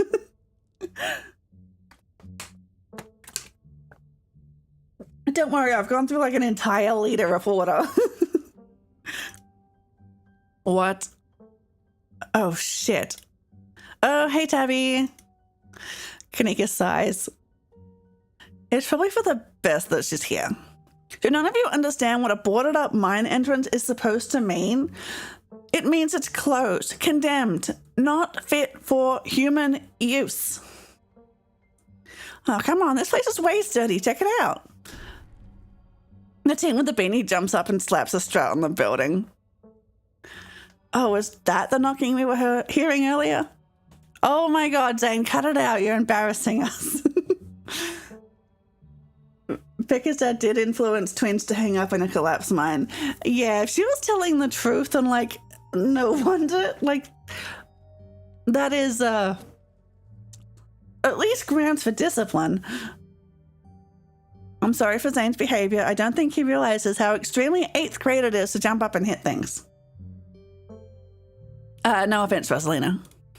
None taken. The other 8th graders are totally immature. Not like you, Rosalina. You're chill. And smart, too. Enough. The damage is already done. Now leave. I'm tired of people in this town dragging my cousin headlong into danger. I can't believe I actually agree with Tabitha about anything, but this is the worst place I've ever been in my entire life, and I would like to see the sun again before I die. Oh, come on, you guys. Maybe it's not a big deal. We used to do dangerous things all the time, and I still do dangerous things now. Who are we to tell them where they can hang out? I don't know who you think you are in this situation, Stella, but I own this mine. It is entirely within my rights to tell them to leave, much like it is entirely within my rights to tell you to leave. Was your lifetime ban from my mind not a clear enough message for you? Hell yeah, Tabitha, tear the sad 20-somethings to shreds. Hey, I'm defending you. I'm not sad. Where'd you get that idea? Running a clickbaity YouTube channel where you run around in the woods chasing nothing is extremely sad. So she's sad. So what? Give it a few years and you'll be sad too. The passage of time is inescapable. I haven't been hanging around with Tabitha this playthrough, but God, I love her so much. Look, we just wanted to give Rosalina a good time. Her home life sucks right now. Yeah, tell him about where you have to sleep, Rosalina.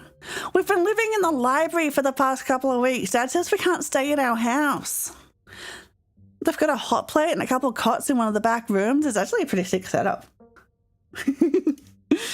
No, it isn't, Zane. Rosalina deserves better.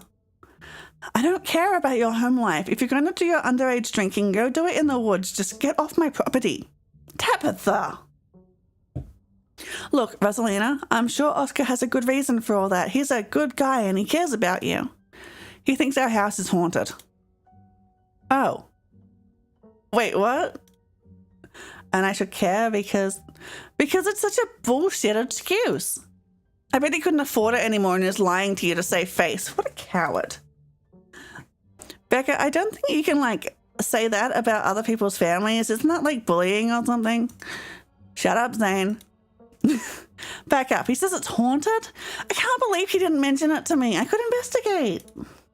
There's no ghost, Stella. It would be cool if there was, but Becca's right. I just wish he would be honest with me and tell me what's going on. It's like he doesn't think I can handle it, like I'm still a little kid. Ugh, you're all children, and none of you realize how good you have it. Back in the day, each and every one of you would be pulling 12-hour shifts in this exact mine. If it weren't for child labor laws, the 5 of you might have some actual character. And she's back to being Tabitha. Exactly. Rosalina's not that mature anyway. She still sleeps with stuffed animals. That doesn't mean she's not mature. I still have pork chop, you know. I rest my case. Wait, what did you say about child labor?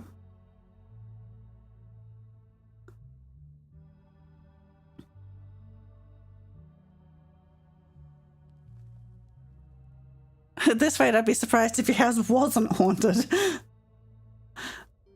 I've seen some real bad things in this town. Even if it isn't a ghost, it doesn't mean Oscar is lying to you. Ugh, why are all the adults in this town such weirdos? There is no ghost. There are no such things as ghosts. Oscar is just lying. Yeah, what if we break in and ghostbust the place anyways, just to be sure?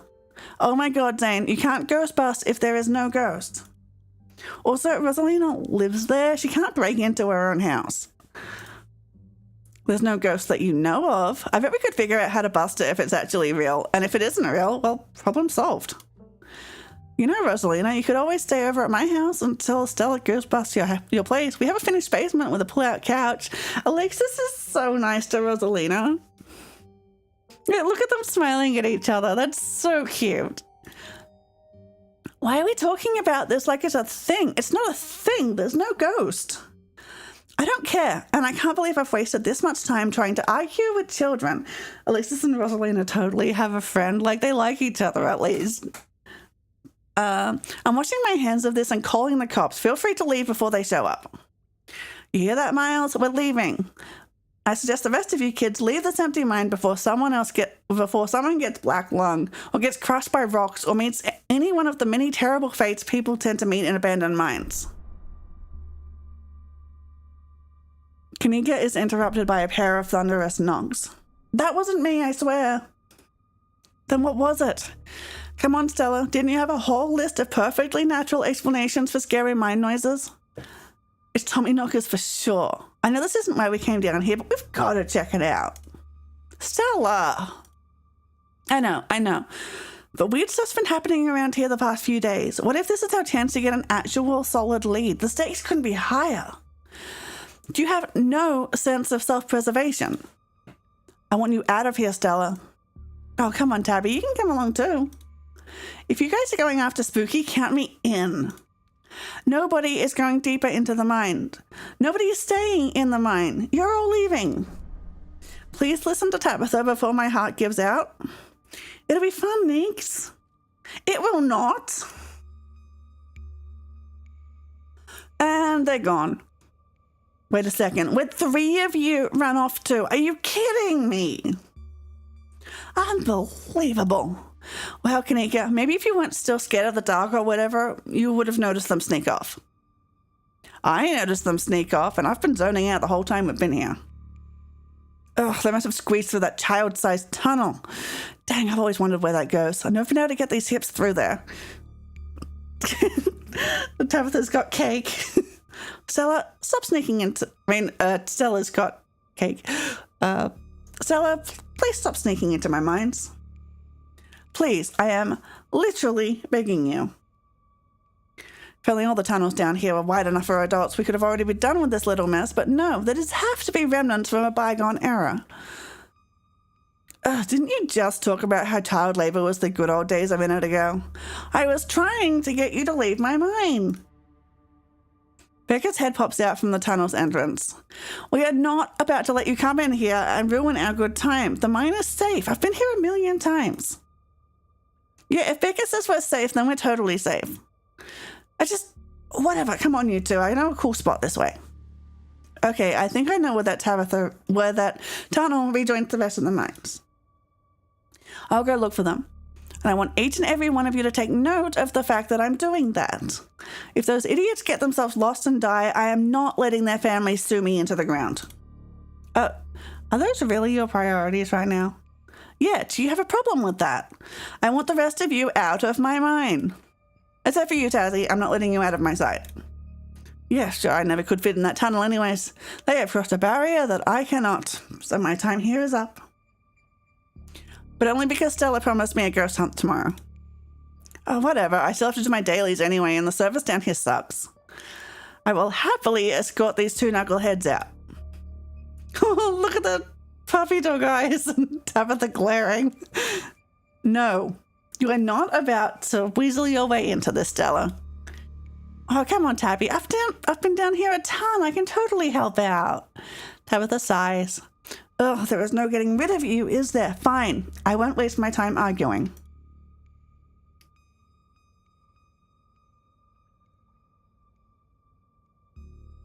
All right, let's do this. Sure. Let's not linger any longer than we have to, shall we? Want me to take Gretchen with me? I don't know if it will be easier to cover more ground without her. Yeah, that's probably for the best. I don't want a repeat of last night, and who knows if we'll have to do any climbing. Oh, Gretchen. See you on the other side. Hopefully soon. For sure, we won't be long. Cool. Can't wait to bust some ghosts tomorrow. Zane's just invited himself. Kanika, Miles, and Zane head toward the entrance of the mines, leaving you, Tabitha, and Stella to find the remaining teens. All right, no dawdling. We should be able to catch up with them if we go this way. You and Stella exchange a glance as Tabitha ventures forward.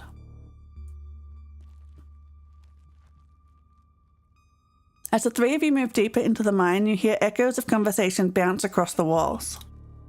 But, Becca, why are we doing this again? I thought you thought Tabitha was, like, really cool. Why are you trying to get her all mad? We're doing this because Tabitha is really cool. She doesn't let anyone boss her around, so we can't just let her boss us around. Oh, you hear that, Tabby? Someone thinks you're cool. I can't believe she used to hang out with a nobody like Stella. Hey, I don't know. I think Stella's kind of cool. Her videos are really neat. Oh, come on. She doesn't even have a sponsor. What kind of a YouTuber doesn't have a sponsor? Hey. I mean, oh yeah, but I'm in talk with Meat Rice. I make plenty from ads and donations. Dang, Stella, Meat Rice? That's a big deal. They're like on every big podcast. Thank you. It feels like a really big step for the channel. I just wish Becca hadn't said all the things she said tonight.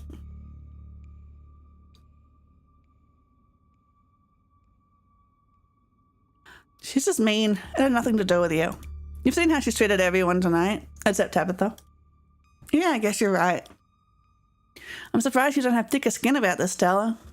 You never struck me as someone who let other people's opinions bother you. If you did, I wouldn't have to try so hard to keep you off my property. Well, I know you don't mean it.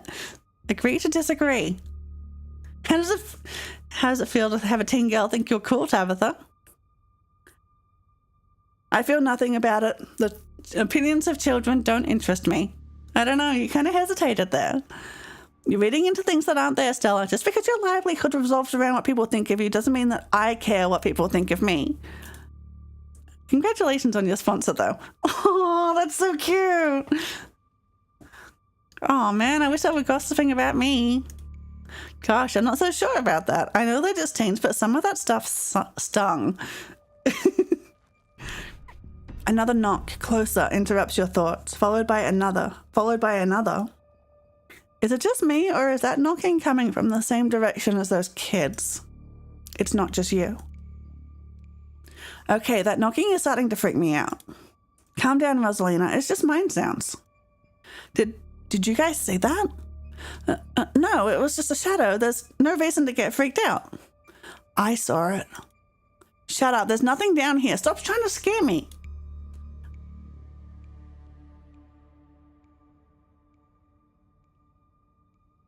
Can't believe they're making us do this, but they better get grounded. As much as I appreciate the sentiment, I hope you're wrong. If they get grounded, it means people found out about this. I hate dealing with parents. Something John Mulaney bit about 8th graders being the meanest people you'll ever met. Not my narrow hips. I'm sensitive about that. If they didn't come down here, we'll have missed out on a golden opportunity to get spooked. Tabitha glares at Stella. What did they see? Tommy knockers. It's not Tommy knockers. They're probably just jumping at their own shadows. You said it yourself, Stella. As soon as they got out of our sight, their bravado would vanish into a puff of smoke. Probably just rocks falling somewhere deeper in the mine, which is also bad for obvious reasons. Are we sure the tunnel they went through is going to meet up back with us?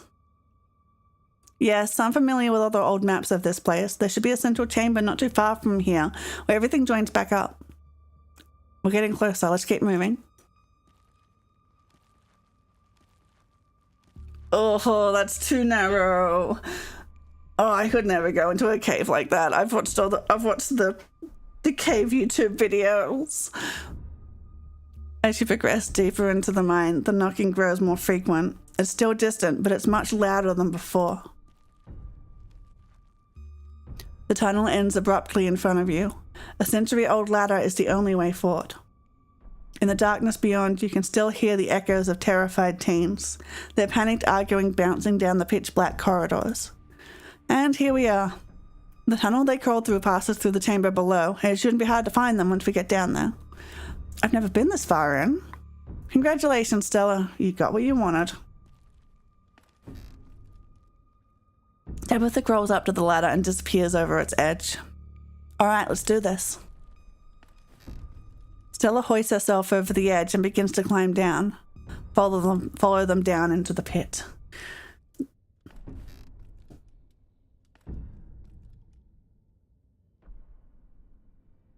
I'm pretty sure this is the way back. Come on. Pretty sure? I thought you said you'd been down here before. Okay, maybe I didn't get this far in, but whatever. It doesn't matter. I definitely remember the way out. Hurry, I don't want to be down here anymore. I think it was actually this way. Oh, shut up. No one even wanted you to come with us anyway. Becca! Yep, they're close all right. Good thing they're also damn loud. Sounds like they're really lost. The voices around you, those of the teens and your companions, sound odd, distant. There is something in the darkness before you that's much louder, though you don't hear it. You don't hear it, but you can feel it in your chest, a desperate need to perceive and be perceived. Wrap yourself in the darkness of the pit. Hey, are you all right, Tazzy? Bear witness. What do you think you're doing? Get away from there! Your cousin dives towards you, but not before the light from your phone illuminates the chamber.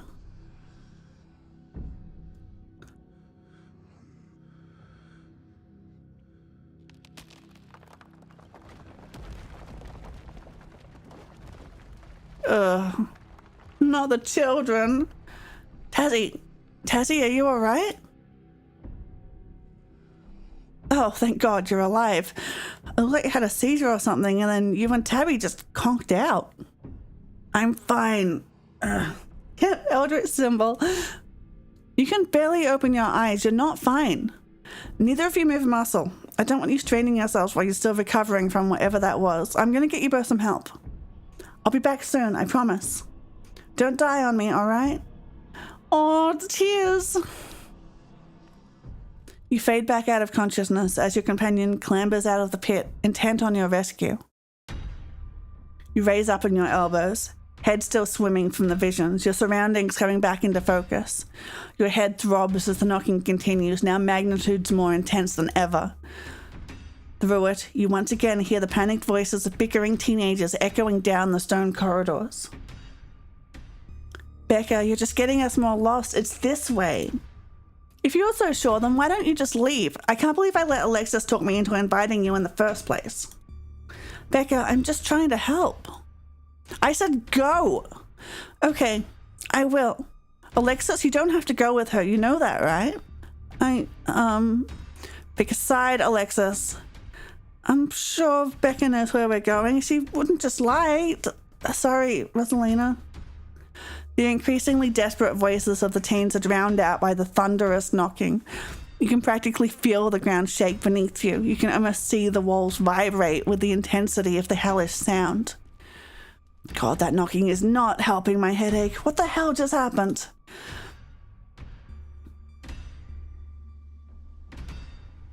I remember you diving towards me. Did you know? No. Those kids are lost. Forget about them. We're leaving. Rosalina appears in the passageway to your left, out of breath and teary-eyed. I'm so sorry I snuck off like that. I just wanted Alexis to think I was cool. The entire cavern shakes with the sound of rockfall. I don't know what the hell is up with this knocking, but that is the sound of a mind collapse. Quick, up that ladder, both of you. Wait, Becca and Alexis are still down there. You can't just leave them here. I know which way they were going. They'll listen to you this time, I promise. Do you have a death wish, little girl? This isn't a movie. The best thing we can do to help those girls right now is not be buried alive ourselves.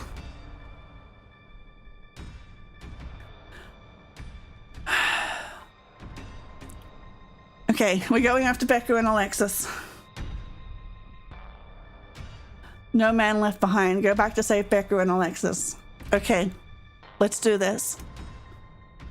Tazzy, don't do this to me.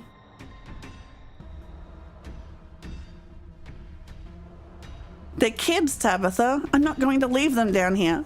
Are you serious? Thank you. They're back this way. Hurry. Rosalina runs back the way she came. Follow her. You run after her. The mines shake with each new thunderous blow as bits of rock and dust fall off the ceiling and shatter and scatter on the floor around you. Rosalina leads the way, and Tabitha isn't far behind you. I thought you knew the way out. I thought you'd been down here a million times already. I was making it up, okay? I swear to God, Tazzy, if we get stuck down here... I'm surprised you didn't run off. Don't make me change my mind. We're coming, just stay where you are. Rosalina, you came back. I don't want to die down here. Then move. Okay, okay. You quickly push your way back towards the entrance, pieces of fallen rock littering the path around you. All of you start climbing. Now. Once the last teen is up, Tabitha grabs onto the ladder and starts climbing. Climb out of the pit. You follow suit and start climbing. This way, come on. Your cousin moves with the kind of swiftness you'd expect from someone who spent her entire working life in and around coal mines. Why couldn't you have just listened to someone other than yourself, Becca? I'm sorry, okay, God! You push forward, your burning muscles giving way to pure adrenaline. To your horror, you see cracks forming on the walls of the tunnel. Come on, we've got to go faster. We're almost there. I can see the entrance. Your surroundings quake as the mine collapses around you. Oh! And then the knocking fades and you feel safe, having arrived back at the entrance in one piece. Oh, someone's not in one piece. What the fuck? What the fuck? Rosalina, are you okay? Clearly, she's not okay, idiot. Shut up, Becca. It was your idea to go down there in the first place. This is your fault. Shit, why did this have to happen? Okay, the knocking stopped at least. All of you say exactly where you are. I'm gonna make some calls. Oh, everyone's so... Look at Tabitha and Becca. This really hurts. Stella and Kanika pop their heads through the mine entrance. Tabitha just stormed out of there, are you? Oh my God. Rosalina, can you hear me? We're gonna get you out of here, okay? Stella already called an ambulance. But that means cops are gonna come. They're gonna know I was drinking. They're gonna know we went in there to drink, right? Becca, that doesn't matter. If my dad finds out, he'll kill me. He can't know. Becca squirms through the gap in the boards and scampers away. Don't worry about her, Rosalina. She was being an asshole. One of us should wait by the gate to make sure they can find us up here. I should check in with Tabby, see if she needs help. We're gonna get you help. Everything's gonna be okay. Becca's the worst. That fear about her dad, I'm getting bad feelings about her home life. All right, I'll go down to the gate. Rosalina, I'm so sorry. I'll be back soon. We're gonna get you out of here and you're gonna be just fine, okay? Tazzy and Alexis will keep you safe until then. Am I gonna die? Rosalina, don't say things like that. No, I'll lift those boulders myself if I have to. Thanks, Tazzy. Rosalina's breath comes in quick, irregular bursts. If I don't make it, tell my dad I'm sorry. I'm the one who has something to be sorry about. This is all me and Becca's fault. We never should have gone down there. It's not your fault. I went down there because I wanted to. Rosalina pauses, catching her breath. Thank you, Tazzy. I'm glad everyone else made it out okay. I couldn't have done it without your help.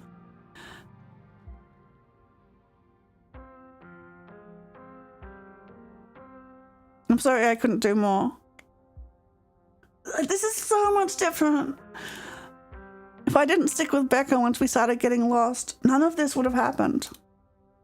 If I'd just been more smart or more brave, But I wasn't, and now Rosalina, she's... It's just not fair. You're the nicest person I know, Rosalina. It's not fair that this happened to you, and I'm so sorry. It's okay, Alexis. It's okay. I can't believe you're the one comforting me. Rosalina, can you hear me? Yeah, it just hurts like hell. Sorry, I shouldn't be pushing you to talk. I'll just hold your hand until they come back with help, okay? Alexis grasped Rosalina's hand. Tears streaked down both their cheeks as you sit in silence together, waiting for the long, anxious moments to pass before help arrives. Some of my men are on the way with rock lifts. We'll get you out there soon. They're over here, Earl. Jesus H. Christ, you weren't kidding about the emergency. It'll still be a bit for the ambulance. The nearest depot is over in Brevard, so it'll be at least another half hour. You heard the man. You have half an hour to get her out of there. Move it. Rosalina, sweetie, I'm here. Oh, Oscar. Dad, I'm sorry. I'm so sorry. You don't have to be sorry. It's okay. We're all here. You can hang on, Rosalina. I know you can. Tabitha's men quickly get to work and manage to pull Rosalina out from the rubble just as the ambulance arrives. This is so emotional. It is. Sir, I'm afraid there's no space in the back. What do you mean I can't ride with her? You're better off driving behind us. We're headed to Brevard, so it's quite a ways. Is she going to be okay? She's going to make it, right? Please, God.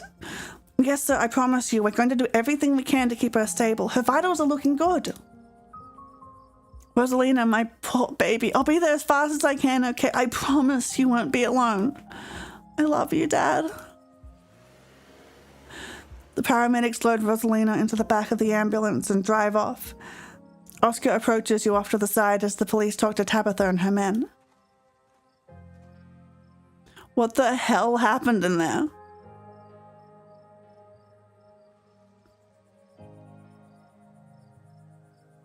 Oscar, I'm so sorry. It's okay. It's okay. At least nobody died. What happened, though?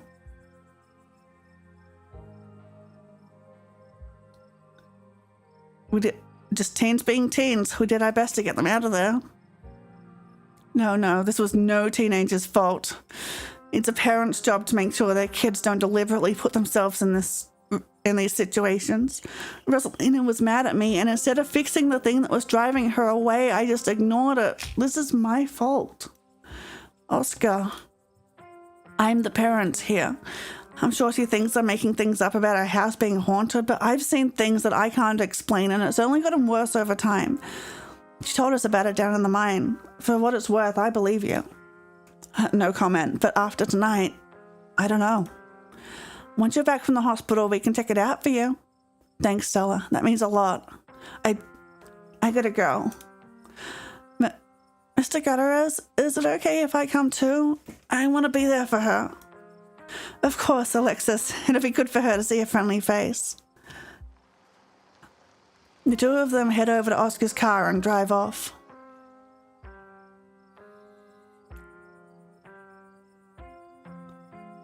Do you think Rosalina's going to be okay? The paramedics said she was stable. She's a tough kid. She'll be okay.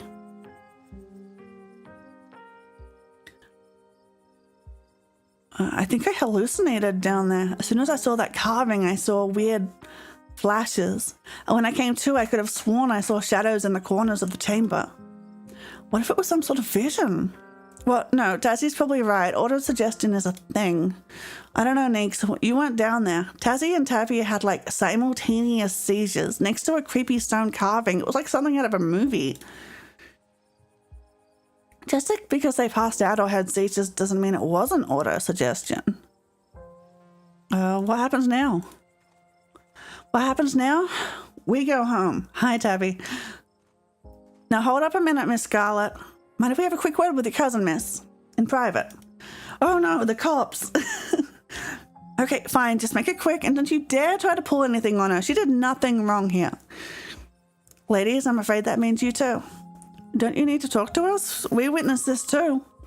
Oh, sure, but that can wait. We know where to find y'all. I'm Sheriff Hugby, and this is Deputy Derrickson, but you can call me Earl. Pleased to meet your acquaintance. Welcome to Scarlet Hollow. Hope this little accident hasn't coloured your perception of the place. Lovely place to live, if you ask me. Scatter! Lovely indeed. Now, Sheriff Hugby, don't you think it's a mite odd that these teens found themselves in a lost abandoned mine on the very property Tassie's family happens to own? And don't you think it's even a mite odder that Tassie happened to be in there with them at the time of said collapse? I'd be lying if I said it weren't peculiar. Though I'm sure you're an upright citizen, Tassie, and all this is surely an unfortunate coincidence. Still, a good cop should ask himself these questions.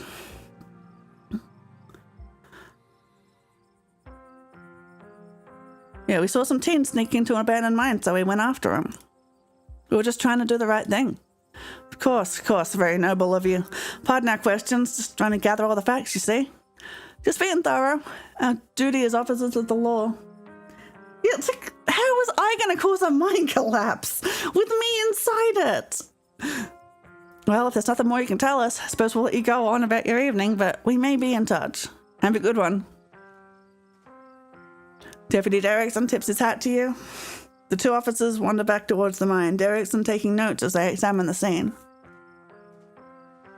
You make your way towards Stella and Kanika. I just can't believe it. I left them behind in there to get help. Is it my fault, Neeks? Stella, no, you did your best. It's not your fault. Oh, hey, guess the cops are done with you? What, are they going to take you in for being president at an accident? Sorry if they gave you a hard time, small town cops, you know. Always blame everything on drifters, even acts of God, I guess. Excellent. You didn't get arrested. Now, come on. Let's get back to the estate. I'd like to get some rest before I have to deal with the fallout of everything that happened tonight. I'll see you tomorrow, okay, Tassie? Please stop trying to get my cousin killed, Stella. Come on, let's go. I mean, it does keep happening. Tabitha starts walking to her car, pulling you by your arm. See you tomorrow, guys. You can practically feel Tabitha roll her eyes as she drags you to the car. Tabitha doesn't say a word as the car cuts along the darkened road. You try to keep an eye on the surrounding wilderness as she drives, wary of what may lurk behind the tree line. She did warn me about the mine. Poor Rosalina. Poor Oscar.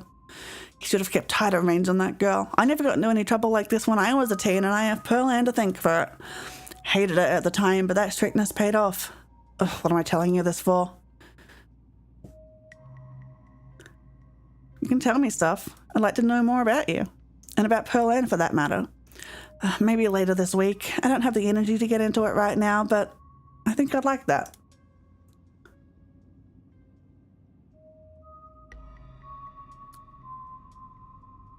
I don't really think the parents are to blame here. I beg to differ. People who aren't ready to be parents shouldn't be parents, and clearly there are some parents at fault for this who weren't ready. Take the librarian. There are tons of people more qualified to be parents who can't even conceive, and here he is having a kid at 19 and clearly letting her just do whatever the hell she wants. And look where that got her. Even if she doesn't lose that leg, she's going to carry what happened tonight for the rest of her life. It's not fair.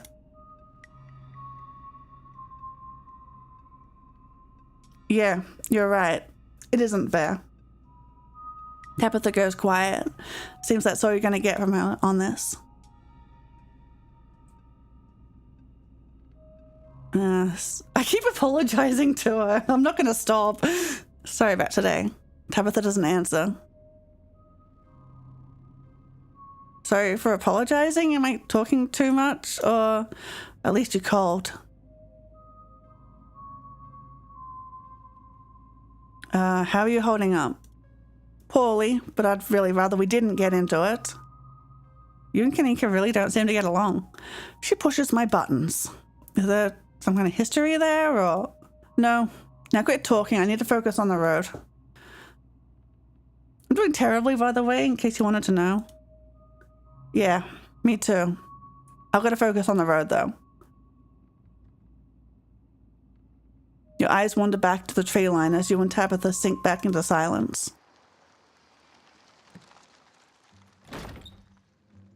You once again cross the threshold into the estate, the musty stench of the decaying mansion greeting you with its undertones of mildew and wood rot. Well, this day was a lot more stressful than it needed to be, and I'm sure it's the precursor to a horrifically stressful week. I'm going to bed. I suggest you do the same. Thanks for calling me about those kids, by the way. It was unexpected.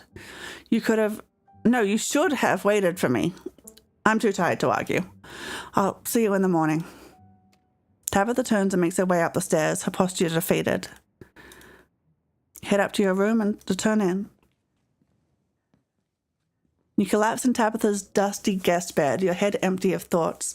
After your time in the shore mine, you barely even notice the dust. Your phone buzzes on the table.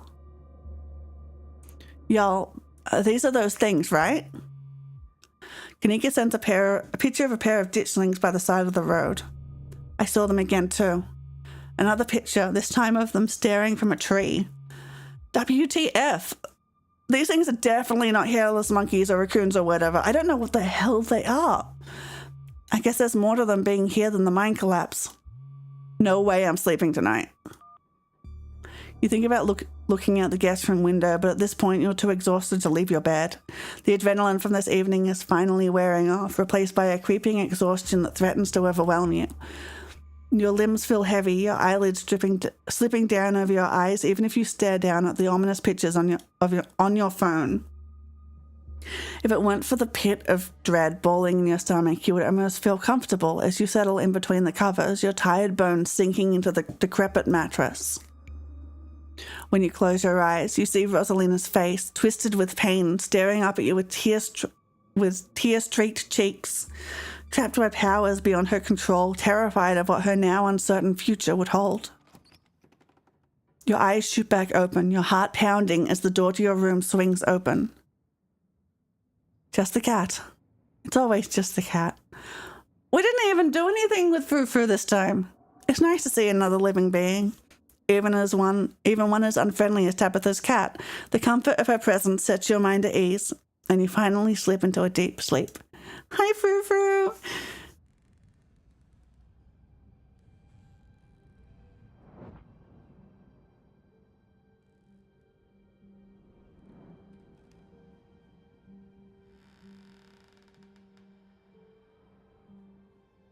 Tabitha's had a day.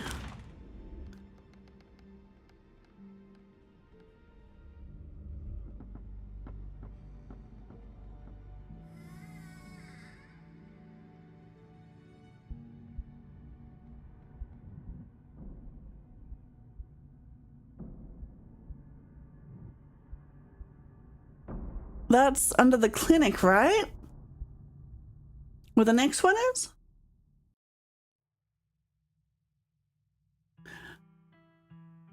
This is the end of episode 2. Well, that's it for today. I should probably not go on for much longer because I will not be able to talk tomorrow. How many achievements do we have now? 57 of 152. We're getting there. Hydrate. Yep. Head pat, thank you. Wait, did the head pat work? Yay. Maybe I have... Yes, there it is. It was a bit delayed.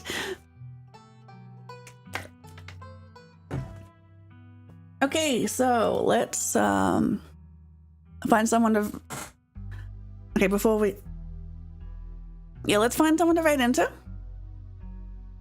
Thank you for the head pat, well, Mark.